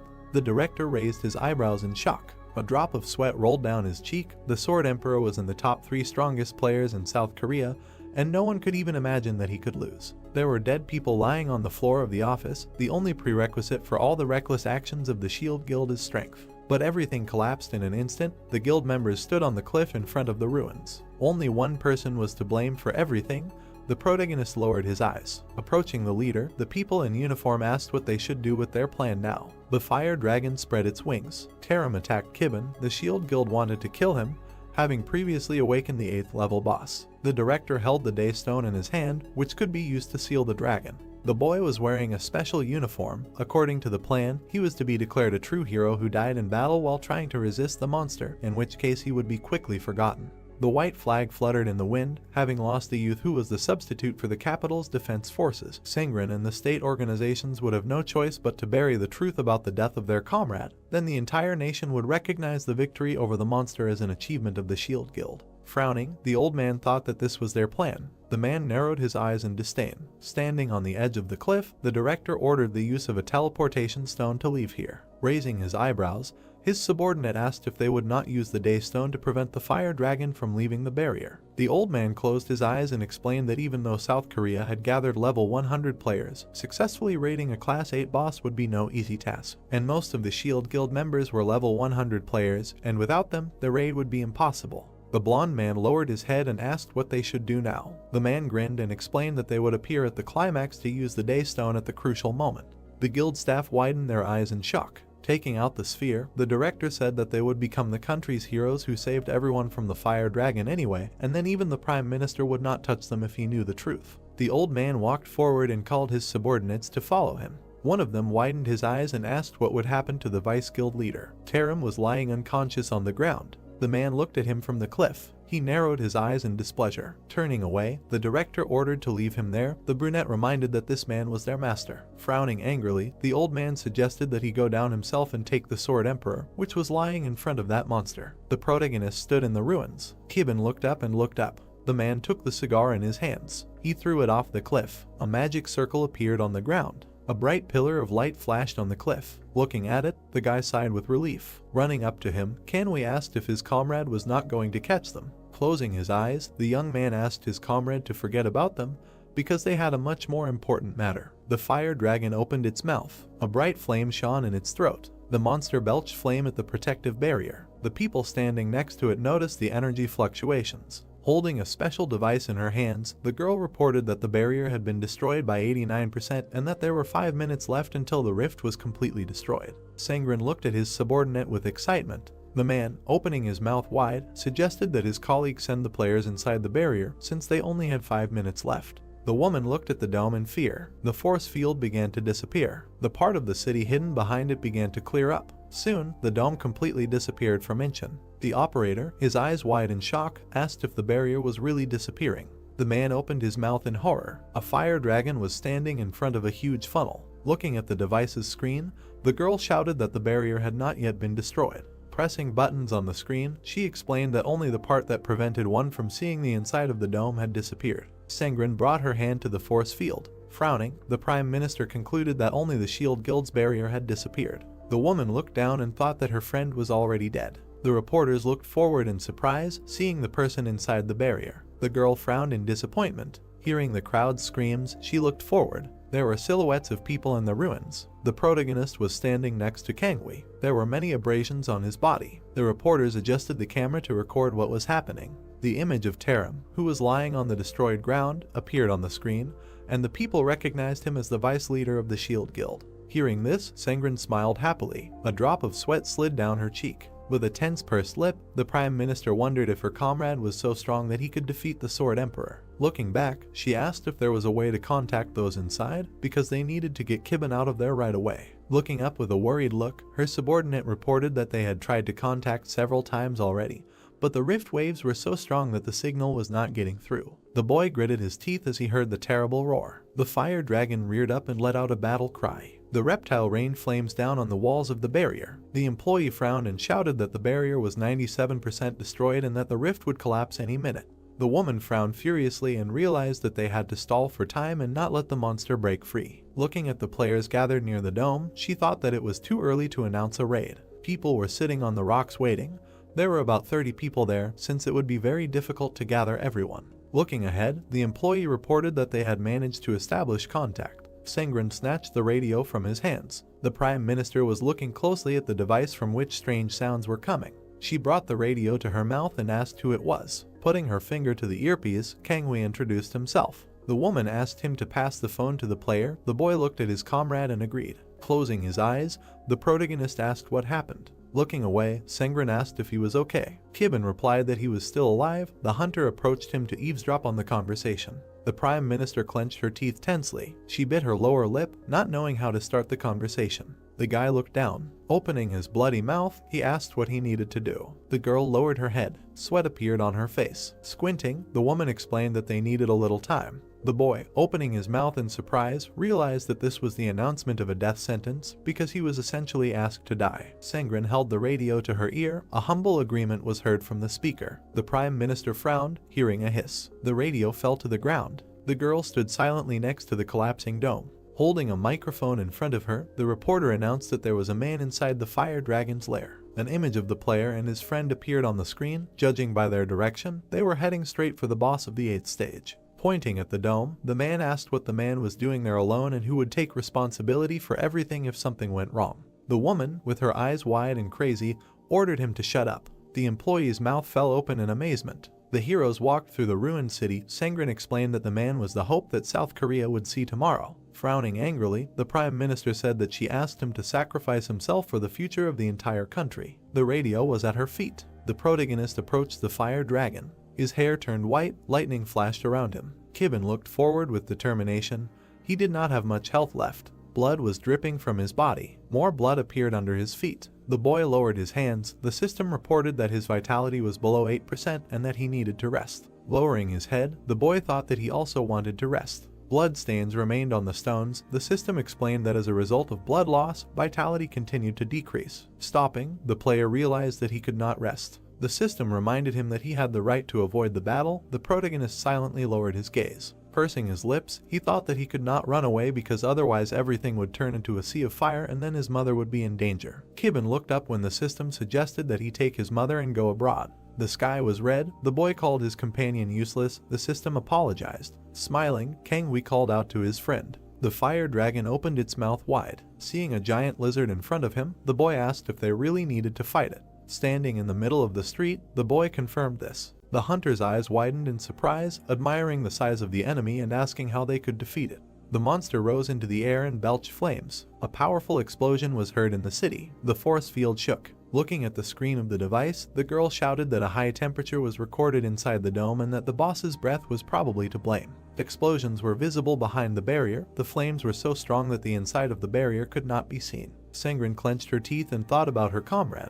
Flames filled the streets of the city. Ashes rose high above the ground. The recruit managed to protect himself and his friend with a spell. Closing one eye, Kangwi said that he barely made it. The player raised his eyebrows in surprise. Looking at his friend, the protagonist said that his skills were truly impressive and concluded that energy had nothing to do with it. Smiling, the boy replied that there were certain similarities between energy and his abilities. Suddenly, something hit him in the face. The dragon's tail threw him back. The hunter fell to the ground. Blood was pouring from his nose. Looking away, Simon thought that he hadn't heard his words again. The fire dragon approached him. The boy realized that he would have to fight alone. Frowning, he called the lizard to attack. The monster bared its fangs and growled. The reptile extended its clawed paw forward. It hit the ground with force. The asphalt crumbled under its claws. The boy jumped on the monster's paw. The boss swung his paw, throwing him into the air. The fire dragon swung its tail. It managed to strike the destroyed part of the city. Dust filled the entire area. The player was able to stop the tail with his hand. The powerful blow pressed him into the ground, but he managed to stay on his feet. Blood gushed from the wounds on his chest. Blood was also flowing from the protagonist's mouth. The system warned that his vitality level had decreased by 7%. The monster opened its mouth wide and its eyes flashed with fire. The reptile struck the ground with its tail again. Kibben, brows furrowed in determination, blocked this blow as well. The tail did not touch the ground because the boy stopped it. Clenching his fist, he resisted the beast's power. The monster raised its tail. It stuck out its tongue to spit out flames. The boy dashed forward. The player swung his fist to counterattack. The boss turned its head and looked at him. The awakened one, skirting his paws, approached the enemy closely. A bright flash illuminated the fire dragon's face. The monster raised its paws when it was struck in the neck. Its body fell to the ground. The protagonist landed not far from it. The blood coagulated on his body. The system reported that his vitality had reached 4% and that the recoil from the attack was also lowering this indicator. Kibben opened his mouth and swallowed nervously. He bowed his head and clenched his teeth. Leaping high into the sky, the boy headed towards the enemy, leaving a bright trail of energy behind him. Flames shone in the mouth of the reptile. The monster released a stream of fire straight towards the enemy. The young man saw a wall of fire in front of him. Tensing his teeth, the player thought that this was quite dangerous. The awakened dodged the wave of fire. His judgment was correct. Flames shot into the sky. The breath of the 8th level boss could melt even steel. The protagonist spread his arms, trying to dodge the attack. Even resistance would not help him withstand it, because it was a fatal attack that simply had to be avoided. Kibben's eyes widened. Noticing something, he looked to the side. Turning around, the boy noticed where the fireball was heading. The fiery projectile approached the edge of the dome. The people on the other side opened their mouths in shock. The almost destroyed barrier was covered with a net. The breath of the fire dragon was impossible to avoid. Turning around, Sengren asked everyone to be careful. Someone ran forward, leaving traces behind them. Kangui jumped into the air right in front of the fireball. A cloud of purple energy appeared in his hands. It was able to disperse the enemy flames. Waves of fire flew in different directions. Smiling, the boy closed his eyes. The Prime Minister widened her eyes in amazement. Gritting her teeth, the girl wondered who had just helped them. The people saw someone summon a sphere of light energy that protected them from the fire. The protective barrier almost cracked under the pressure of the dragon's breath. A powerful explosion was heard in the air above the city. The hunter lost consciousness and fell down. His body collapsed somewhere in the ruins. Smoke rose above the destroyed houses. Suddenly, the recruit rose to his feet. Throwing up his hands, he shouted that he had succeeded. The monster shuddered in amazement. The protagonist grinned. Putting his hand to the earpiece, Kibben praised his comrade. Closing his eyes, Kangui was happy with the praise. Having risen into the sky above the city, Kibben decided that it was time to end everything. The reptile looked at him and bared its teeth. The guy frowned menacingly. Spreading its wings, the monster roared loudly. A fireball appeared in front of its mouth. Soon the flame turned into a giant sphere. The young man's fist was covered in a blue aura. His entire body began to emit a bright glow. The player swung his fist. A wave of blue energy went straight to the enemy. The awakened one spread his arms to rush forward. He managed to get close to the level 8 boss. Traces of cuts appeared in the air. The protagonist broke through the body of the fire dragon thanks to the force of his blow. Many flashes sparkled around the monster. There were more and more of them. As a result, the reptile fell on the city. The system reported that the suppression of the boss was successful. Kibben lowered his hand. Clearing the fire dragon's nest rift was carried out for the first time. Blue particles glowed around the guy. His characteristics increased and his skills improved. The dead monster lay on the ground. The young man became the first to kill the fire dragon. Looking to the side, the player sighed in relief. He had very little health left. The awakened one landed next to the boss's head. He lowered his hands. The system warned that his physical strength level had dropped to 3%. Notifications reported that the user needed treatment. Rolling his eyes, the protagonist said that he understood everything and asked the system to be silent.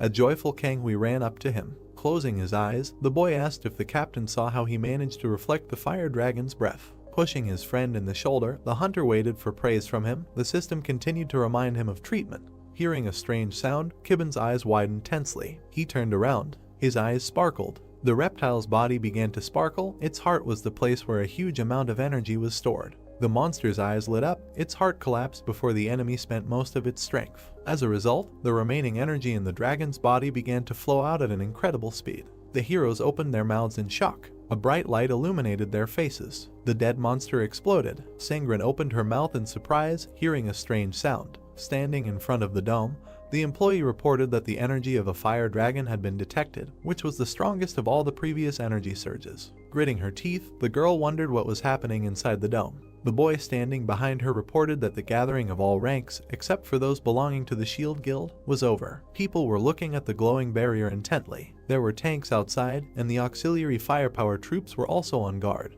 The woman pursed her lips. A sparkling spear appeared in her hand. Frowning furiously, she ordered the barrier to be destroyed and the troops to enter. Sengren brought her hand to the force field. It began to disappear. Suddenly, the dome crumbled into red particles. Spreading her fingers, the Prime Minister realized that the barrier had disappeared. The girl saw a small spark in front of her. The frightened people noticed how similar sparks began to fall from the sky. Someone raised his hand to catch it. The players watched in surprise. Yui's eyes widened in surprise as she looked at the sparks. The woman looked at the spark that fell in confusion. The reporter said it had started snowing. Frowning, Sengren realized it wasn't snow at all. She jumped up and ran forward. Looking back, her subordinate noticed his boss heading somewhere. The Prime Minister was confidently moving forward. It turned out that ash was falling from the sky. The girl continued to run towards the closed rift. Ahead of her was only the ruined land. Sternly knitting her brows, she hoped that her friend had survived. Dust rose above the ruins of the city. Suddenly, the woman stopped. Lowering her arms, Sengren tried to catch her breath. Leaning forward, the Prime Minister opened her mouth to catch her breath. Hearing sounds coming from under the rubble, the girl looked back. Raising her eyebrows in fear, she shouted out the name of her comrade. Having escaped from under the rubble, Kangui called his name. The heroes looked at each other in confusion and were silent for a while. The city was completely destroyed. The woman asked where Kibben was. The boy replied that he did not know. Raising his hand to his forehead, he noticed something ahead. The hunter waved his hand and called Sengren. The recruit pointed his hand at the protagonist. The awakened one put his index finger forward. The wounded guy was standing by the wall. The young man lowered his head because he had no strength. The Prime Minister raised her eyebrows. She opened her mouth in amazement. The girl stood in place for a while. Then the woman took a step forward. The player leaned against the wall, illuminated by a bright light. Sangren walked in his direction. The Prime Minister almost approached her comrade. She stopped right in front of him. Smiling, the girl praised her friend for a good job. The corners of her lips turned down. The protagonist remained silent. A smile appeared on his face. He sighed. The status window showed that he had only 1% of his health left. Military helicopters circled above the heroes. In the center of Seoul, in the Pangbi district, the Shield Guild office building towered. Someone ran down the corridor. A worried man ran into the boss's office. The director stood by the window and smoked a cigar. A subordinate reported that a reconnaissance team from the Fire Dragon's Nest had just contacted them and asked what they should do now. The old man took a drag and remained silent. He threw the cigar on the floor. The man headed for the exit of the office. The guild employee opened his mouth in amazement and called out to the boss. The director approached the door, continuing to remain silent. A blue sky hung over the city. The news began on the street screen. The presenter reported that the South Korean government officially announced that the cleanup of the 8th class rift was successfully completed. The screen showed an image of Sangren and the officials. The cleanup was done thanks to the tactics of the Ministry of Defense. Looking at the sheets of paper, the journalist said that an urgent message had arrived. The police had stormed the guild building. Law enforcement agencies announced that the vice leader of the Shield Guild and his henchmen had been arrested. The Prime Minister put her hand forward, ordering her subordinates to detain the villains. People led tear him out by the arms. The sin of the Shield Guild was very serious. All its members involved in what happened betrayed their country and were preparing to receive severe punishment. A seal was placed on the image of the guild leader. Law enforcement agencies announced James as a wanted person. A clear sky hung above the building. Blue clouds floated above the ODBC center. People were sitting in front of their laptops. The film crew was preparing for a live broadcast. There were many microphones in front of the girl. Smiling, the woman introduced herself and said that she was very glad that she survived and was now standing in front of them. A lot of flashbulbs appeared in front of him. Journalists wanted to know what really happened before the rift. Sangren raised her eyebrows and said that everyone already knew about the event from the news channels, and suggested that they were probably interested in the person who saved them. The Prime Minister stretched out her hand to the side. She closed her eyes and wanted to introduce her comrade. The girl pointed at the commander of the Special Rift Clearing Team. The protagonist sighed, lowering the corners of his lips. Kibin took a step forward. Scared of the cameras, he shrugged his shoulders. Smiling nervously, the guy greeted the audience. Looking up, the young man introduced himself to the cameras. There were huge satellite dishes outside. A bright light was on in the room. The player walked forward with his assistant. Someone called out to them. The heroes turned around. Holding a folder with documents in her hand, Jaein praised her comrades. Pointing at herself, Kangwei asked if she had seen his performance. The girl answered in the affirmative and praised him personally. Joyfully clenching his fist, the boy was simply delighted with what he heard. The main character grabbed him by the ear. The hunter closed his eyes. Kibin asked him to be quiet. Looking at them, the woman closed her eyes and laughed. Raising her eyebrows, the second lieutenant asked if this was their first time here. Looking to the side, the guy confirmed it. The heroes were standing in a huge laboratory. A bright lamp illuminated the strange installations. The young man squinted in disbelief. He approached his friend and called out to her. Jaein flinched when the player mentioned the people behind her. The TV channel staff had gathered in the room. The man was setting up the camera. The girl called her comrade a hero who saved the entire country. The main character frowned in displeasure. Smiling widely, the woman explained that these people were very interested in their savior. Kangwei clenched his fist. Stars were flying in front of him. Raising her hand to her mouth, the second lieutenant added that he was also considered a hero and that, according to rumors, he had his own fan club. The delighted boy asked if this was true. Covering his mouth, Kibin asked why he was called here. Raising her eyebrows, Jaein replied that it was necessary to conduct a test on his body. Introducing a muscular, shirtless guy, the girl explained that after he joined the military, they did not have the appropriate equipment to conduct the test, so the test data had not yet been entered into the headquarters database. There was a large computer against the wall. When the young man joined the military, the headquarters simply did not have measuring devices. Looking at his hand, the player remembered that the official test had never been conducted, so his data was not in the database, which made him free from human eyes. The main figures of the Shield Guild stood in front of their crest. If they had access to data on the Awakened, they would not have made such a mistaken decision. In the past, the protagonist knocked Chaeol down. He managed to pin Taram to the ground. Grinning, Kibin laughed. Scratching the back of his head, he asked if he could take the test. Closing his eyes, the woman said that the person who was supposed to conduct the test had not yet arrived. Scratching his head, the guy wondered what this meant. A bright light came on in the corridor. The white cat raised its ears. Yui waved to the viewers and said that she had already arrived at her destination. A white kitten was sitting on her shoulder. Looking at her, the junior lieutenant said that this was the person responsible for testing. The girl approached the heroes. Extending her hand, she greeted them and introduced herself. The young man looked at her hand with distrust. He shook it and said his name. The girl shook his hand and said that she had been waiting for their personal meeting for a long time. Looking at his hand, the woman said that this was the hand of the hero who saved South Korea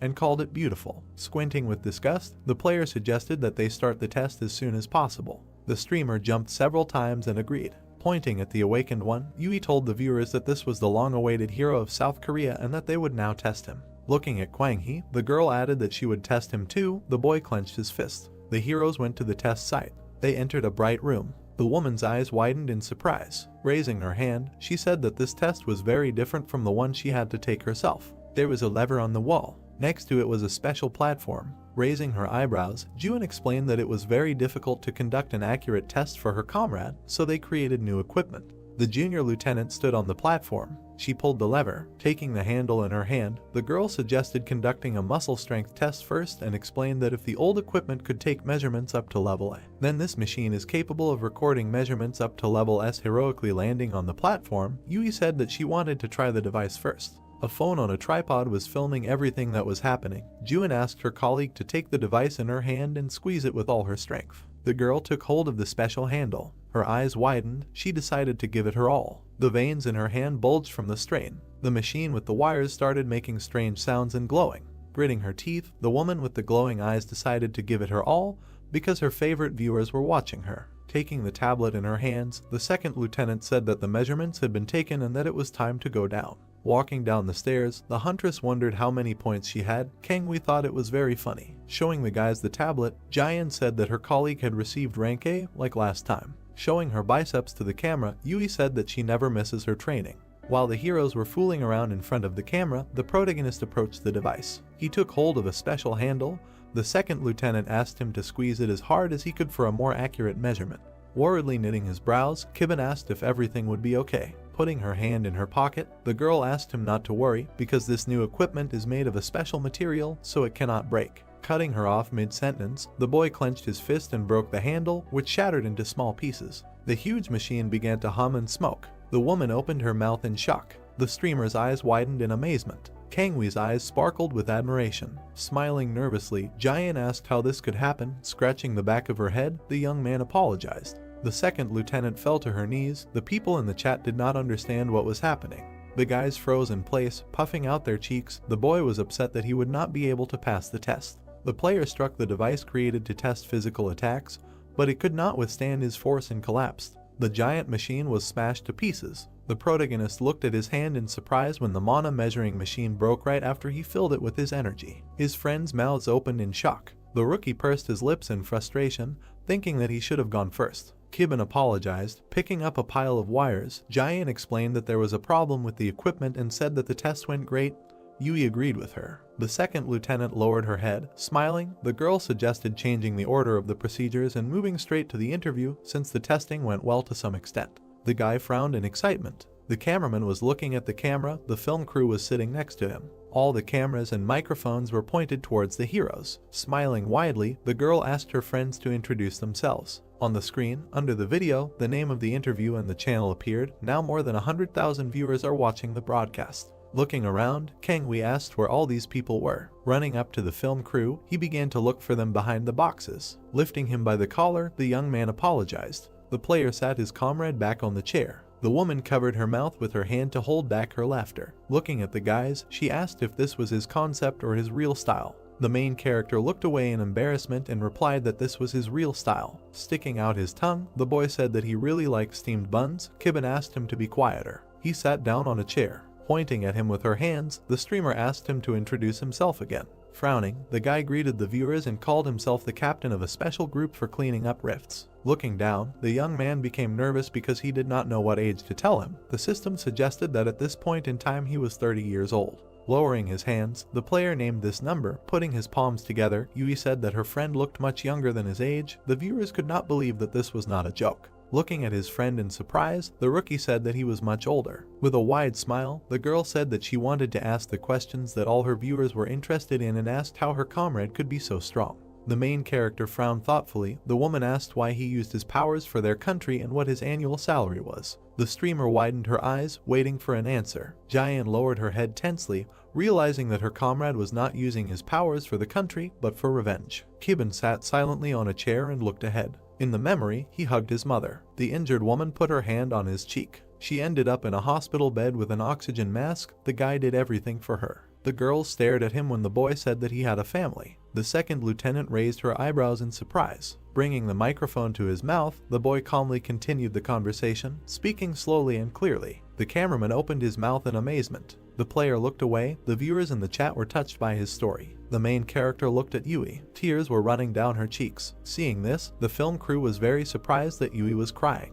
The lieutenant saw this and was also surprised. "So that's it," she said to herself, closing her eyes. Covering her face with her hands, the streamer cried because she, just like Kibin, lost her family members to monsters. At the same time, in another place, in the house of one of the families watching this live broadcast, two people were sitting. They were having dinner. They were Yui's mom and dad. Looking at the TV, the woman said, "It's starting again." She suddenly started beating her chest, screaming that these mom and dad were now completely alive and well, and their daughter had betrayed them by putting them in the grave. The man adjusted his glasses and told his wife to stop because their daughter was popular, so she needed to play to the public because she was trying to do everything well. Yui wiped away her tears. The sun was shining brightly outside, and the father suggested leaving his daughter. After a while, a shout was heard in the studio that the interview was over. Everyone had done a great job. Yui approached the main character and said that he had also done well, to which the guy scratched the back of his head and replied that she had done well too. Kangwei sadly lowered his head and thought about the fact that he had not even been given the floor. Kibon flexed his fingers and asked if that was all. He looked at the confused Jian, who raised her hand to her chin, and said in his head that although he did not set this schedule, it was somehow awkward to say that he had other things to do. The lieutenant pointed at the streamer and said that she would tell him the rest. The protagonist lowered his hands and said that if that was all, then there was no need to manage his time anymore. He looked at the girls with a displeased look and said that it would be much better to clear another rift at this time. Juan laughed awkwardly and said that it was true, but she thought that something could help him. "Help?" the guy asked with disdain in his eyes. The lieutenant felt the protagonist's intimidating aura, after which she said that she made him a promise. Then Kibon remembered how a month after his return, the lieutenant found him and said that she would help him take revenge. She looked at him and said that she would help get rid of monsters and rifts. When the protagonist stopped, Juan called him with her, saying that they would find a way to end all this. Leaving the memories, Kibon silently looked at the girls and said to himself that these were Jian's words when she took him to her side. The protagonist did not take his eyes off her, saying in his head that he kept thinking that all these words were just so that he would go with her. Jian broke the silence, saying that all this time. She smiled and added, "They all tried so hard." The disdain disappeared from the protagonist's eyes. Without moving, he asked the girl what else they found out. A few minutes later, the thick metal doors opened. In front of them stood the protagonist, Jian, and Kangwei. Entering inside, Kibon saw a research center. Kangwei, looking around, was very impressed. There was a rift in one of the capsules. Not far from it were scientists who were developing something. Jian walked forward and called the protagonist to follow her. The guys came closer to the flask. The girl explained that a phenomenon such as a rift has many ambiguities that are difficult to explain from the point of view of modern physics.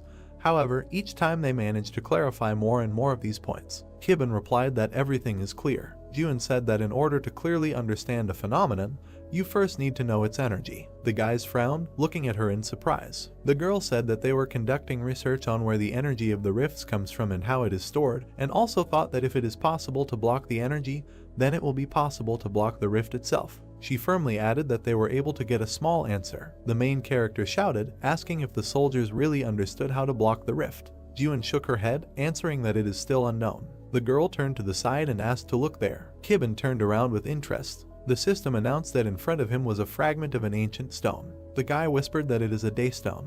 Juan asked in surprise if he knew about the daystone, to which the protagonist replied that he had heard of it. The girl said with a smile that Yui would tell him everything in detail, but there was a high probability that the rift that the guy would be exploring with the girl could contain the daystone. The protagonist coldly asked if she knew that too. Saiban was very surprised, because until now, the only thing he had been able to find while exploring rifts and killing boss monsters was the daystone. Juan replied that thanks to the byproduct that came out during the clearing of the Fire Dragon Rift. She turned to the side and added that they had the opportunity to make such an assumption. The girl said that now they considered the Daystone to be the most important item that could block the rift. The protagonist thoughtfully asked why he had to go with Yui, because couldn't they do everything one by one? Jun lowered her head in confusion, saying that the rift could only be activated by 3 people above rank entering it. She said that there weren't that many players they were in contact with. Frowning, she was afraid that if they asked a large guild for help, secret information might leak out. Kibben asked curiously if the people he would be going to the rift with were worthy of her trust. Jun nodded, saying that it was true. The girl said that a person who was close to the Prime Minister would be going with them, and all of these people could be trusted since it was Sengrin who gave Yui permission to hold a personal live broadcast. Her phone vibrated and she asked to wait. Jun took her phone out of her pocket and saw an incoming call from Yui. Suddenly, she said who was calling her. The girl smiled and asked if they could all go out and talk together. The sun was shining brightly outside. Kangwei jumped up and down, shouting that he wanted to go too. Kibben turned around and firmly answered, no. With tears in his eyes, the rookie asked why. The protagonist turned to the side and ordered him to look there. On the protective barrier, they read that only 3 people could enter the rift. So far, there was no one inside. The guy explained that more than 3 people could not enter. Kangwei waved his fists, shouting that if 3 people could enter, it would be him, Kibben, and 1 other person. The guys suddenly heard strange sounds from the side. Turning their heads, they saw a car flying towards them. It fell to the ground, making loud impact sounds. The dust began to dissipate quickly. The door immediately swung open. Raising the camera up, Yui happily said that today she had a date in the rift with the hero Kibben. The chat was happy, writing that the real game was beginning. The protagonist said that she should go with them, when suddenly Kangwei interrupted him, shouting that there were only 2 of them. The other door of the car suddenly swung open. Kibben menacingly replied that there were 3 of them now. The guys were walking from the side of the car. Kangwei lowered his head down in disappointment. The 4 of them suddenly met. The guy extended his hand forward. Kangwei stepped aside, squatting down. Yuben extended his hand towards the protagonist, saying, nice to meet you. With a smile on his face, he introduced himself, saying that he was the guild master of the H-Warring Guild. Yuben is the guild master of the H-Warring Guild, and 10 years ago, when the rift was first discovered in the world, as the first awakened, he, along with Prime Minister Sangrian, slept South Korea. He was one of the heroes of the fatherland. Currently, Yuben extended his hand to the protagonist. The guy looked at him and said to himself that this is the person Jian was talking about. Yuben stared at the protagonist, who was saying to himself that he was the Prime Minister's colleague. After a short pause, Kibben shook his hand. After that, he looked him in the eye and introduced himself as the commander of the Special Task Force for clearing the rifts, and then added that he hoped that they would get along. At this time, Yui started the live broadcast and exclaimed that they had content with Kibben and Yuben today. She moved the camera to the wall, on which it was written that 3 players were needed to enter the rift, and then finished saying that she was going to clear the rift.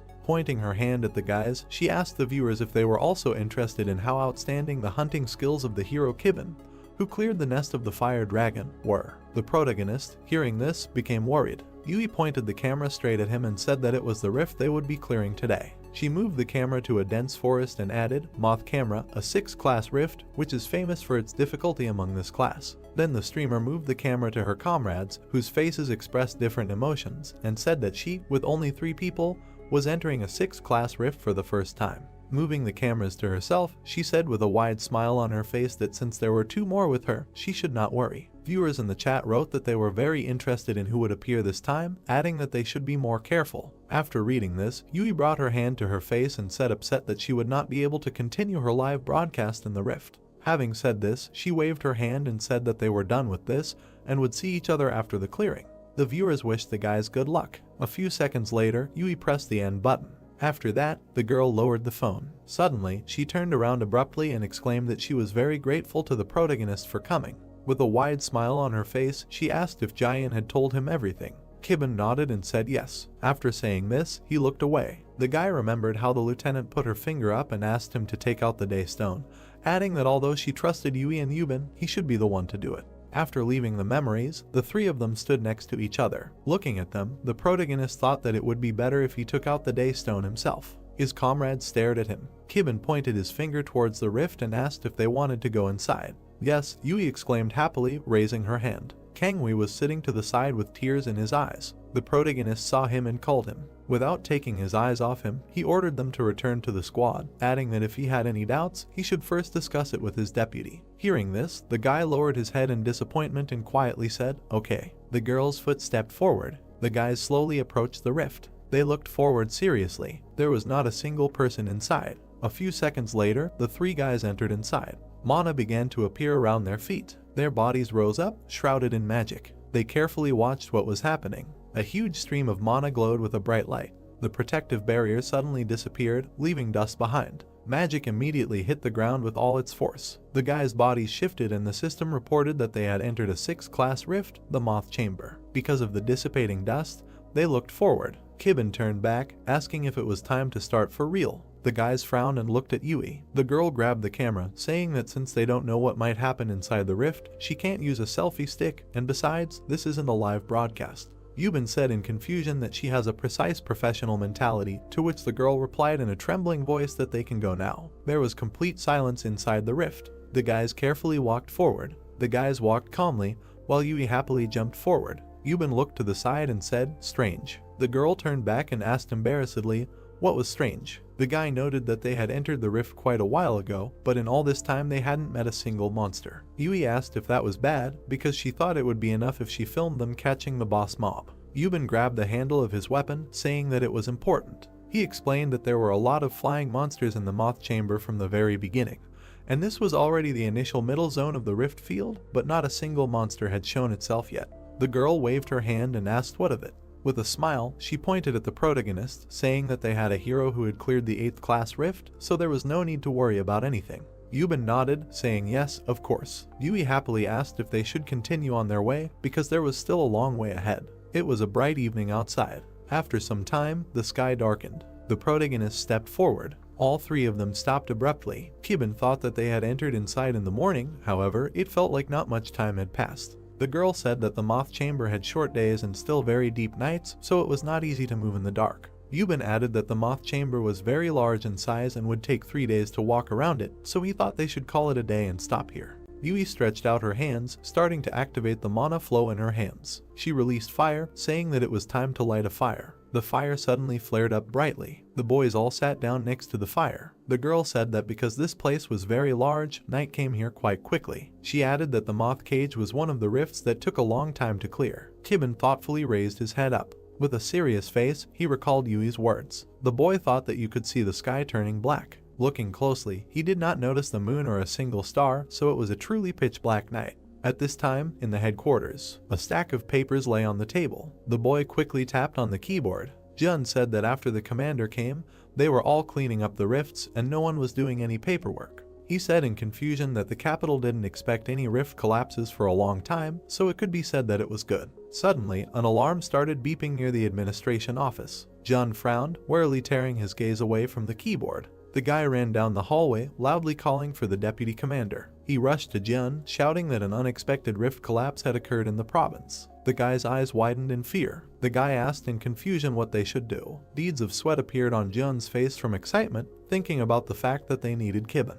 He knew that without a commander, this was an impossible task for them. The guys stood opposite each other. The assistant pursed his lip, fearfully saying that he would gather all the team members, because they were soldiers who were obliged to protect civilians. Jiwoon clenched his trembling hand into a fist. The guy looked down. He immediately opened his eyes, looking forward. Looking at the guy, he ordered to call all the team members. Frowning, he added that it was just his thought. The guy looked at the list of team members, adding, however, he thinks that they have. Kanghui was lying on the bed, turning away. Jiwoon shouted, "There is still hope," while the guy was crying, angry at the protagonist. At this time, the protagonist's team was sitting by the fire. At the same time, everything was quiet in the headquarters. Next to the room, Kanghui's name was written on the sign. Kibin's team members were standing near his room. Jiwoon looked at the door with horror in his eyes and said in his head that they ended up going to him. Thinking about this, he grabbed the handle. Opening the door, he saw a guy lying on a bed at the end of the room. Kanghui saw the light and was surprised. Then he turned around with tears in his eyes. Seeing the guys, he stood up.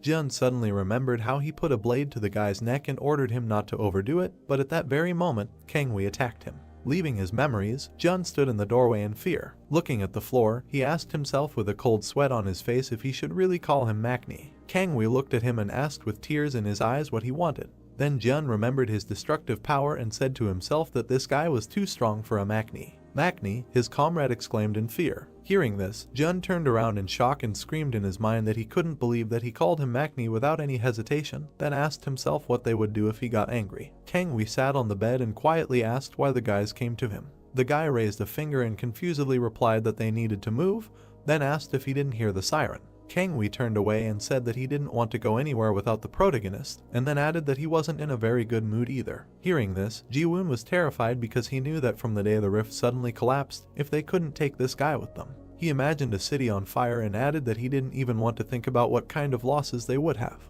After thinking these thoughts, he coughed into his fist and turned to the guy. Spreading his arms, he said that if they cleared the collapsed rift, he was sure that the protagonist would definitely praise him. His comrade brought his hand to his mouth and quietly said that Kangwee was not a fool either, and then asked if the deputy really thought that he could be fooled by such words. But Kangwee, with tears in his eyes, imagined walking into the office and exclaiming that he had figured everything out. Then the protagonist would say with open arms that he had tried hard, and then he would pat him on the head. With these dreams, he sat on the bed, then shouted, "Right." Hearing this, the guys were shocked. Kangwee raised his fist and exclaimed with a big smile on his face that the protagonist would definitely praise him, so he would go ahead. After saying this, he ran past the guys. Looking after him, Jiwoon quietly said he will understand ahead. Kangwee jumped with happiness and said that he would go first. At this time, it was night in the rift. The protagonist's team was walking along a foggy path. Kibben closed his eyes and asked the system to find a monster. The system replied that it was starting to search for monsters within a radius of 3 kilometers. Then it quickly scanned and reported that the search was complete, after which it reported that no monsters were found nearby. Hearing this, the protagonist opened his eyes and thought that this was strange. At this time, Yui adjusted the camera on her shoulder and said that all this was somehow suspicious, after which she asked why the monsters did not appear. Then Kibben said that there were none within a radius of kilometers either, so they should go faster. Turning around, Yubin asked how he understood this. The boy looked down, saying that he just knew. Yubin wondered, this is what an SS ranked player who cleared an 8th class rift means, so he can even sense the presence of monsters. Yui smiled and asked if they were really going to pick up speed now. The girl took off, saying that they needed to run to the top. Yubin listened to her and ran after her. Kibben wondered if he would be unable to do his job if he continued to follow them. He thought that he should get the day stone. The protagonist's body began to fill with mana. The boys turned around in surprise. They were in a state of confusion. Kibben quickly flew past them, leaving a magical trail behind him. Yubin asked if this was flight magic, to which Yui replied that if Kibben used magic, she would have understood it, so it wasn't her. The boy frowned, wondering if this wasn't magic, then what was? The protagonist flew up, soaring above the trees. The guy ordered the system to find the Daystone, to which it began searching for its location. The system quickly began a countdown from 5. It reported that the search was complete. The system released a bright beam downwards, guiding to the appropriate location. Saiban pushed off from the air, swiftly heading forward. After some time, he arrived at the location, squatting. Spreading his arms to the sides, the guy confidently rose from the ground. The system reported that Saiban had arrived at the destination, and the guiding was complete. The protagonist carefully looked at the stone in front of him.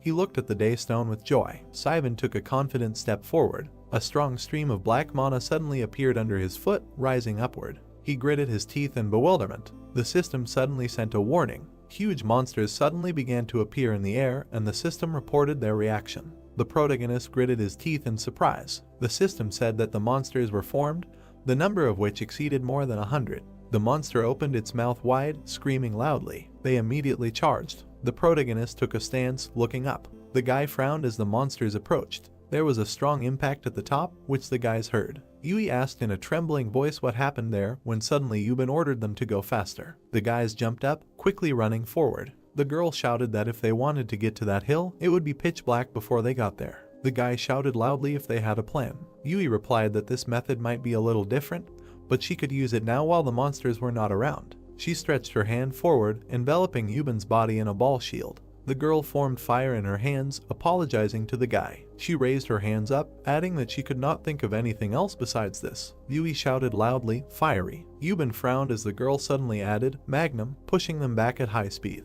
The boys flew rapidly towards the top of the hill. After a while, they both found themselves on the hill. Their ball shields collided with each other. Opening their eyes, the boys were very surprised at what they saw. In front of them stood Saiban, surrounded by the immobilized bodies of monsters. Yubin thought that not even 5 minutes had passed since the protagonist flew to the hill. Looking around, he noticed dozens of monsters. The boy turned his gaze to the protagonist, wondering if he could defeat them all alone. Not far from Cybin was the Daystone. It continued to stand unwavering. The stone sparkled brightly from the light falling on it. It immediately began to be enveloped in magic emanating from the air. Yui patted her legs. Then she waved to the protagonist and asked if he was okay. On the ground lay the severed head of the monster. Kibben spread his hand and said that he was fine. After that, he stepped towards the guys and asked if they were coming, to which the girl raised her hands and exclaimed, "Yes." The guys continued on their way. Suddenly, black lightning was released from the protagonist's legs. The team stopped, and Yui said, however, this. She touched the magic wall, and black lightning came from her fingers. Suddenly, they became larger and threw her back. Rubbing her injured hand, the girl said that this was the first time she saw something like this. Yuben looked forward and said that he did too. Yui turned to her comrades and asked them to step back for a second, because she wanted to try to destroy this thing. After saying this, she gathered magical energy in her hands. But suddenly, the protagonist's fist flew forward. Kibben smashed the wall in front of him with one blow. His blow caused a powerful wave. Seeing this, his comrades were scared. The protagonist created a path to the Daystone. Then he turned around and asked if they were coming. Yui answered fearfully, yes. The team moved on. A few seconds later, the guys stopped in front of the Daystone. Then the system told the protagonist that it was a Daystone and then asked if he wanted to absorb it. Looking at the stone, the guy answered to himself, no, and then added that research was more important, so he would not absorb it. The Daystone was firmly fixed in the socket, and the system said that it was not being absorbed. After that, Kibben extended his hand. He slowly reached for the stone. The next second, the guy carefully touched it. Suddenly, everyone felt something strange. Black lightning was suddenly released from the Daystone. Looking at this, the protagonist excitedly asked himself what it was. Suddenly, the guys saw dark magical energy above them, which looked like hands. They were getting bigger with each passing second. Then they suddenly slammed shut, absorbing the protagonist's team. So silence hung in the night. At this time, the rift was clear. A military helicopter was flying across the sky. Many military vehicles and tanks were parked on the road. Soldiers were on every corner. Colonel was also among them.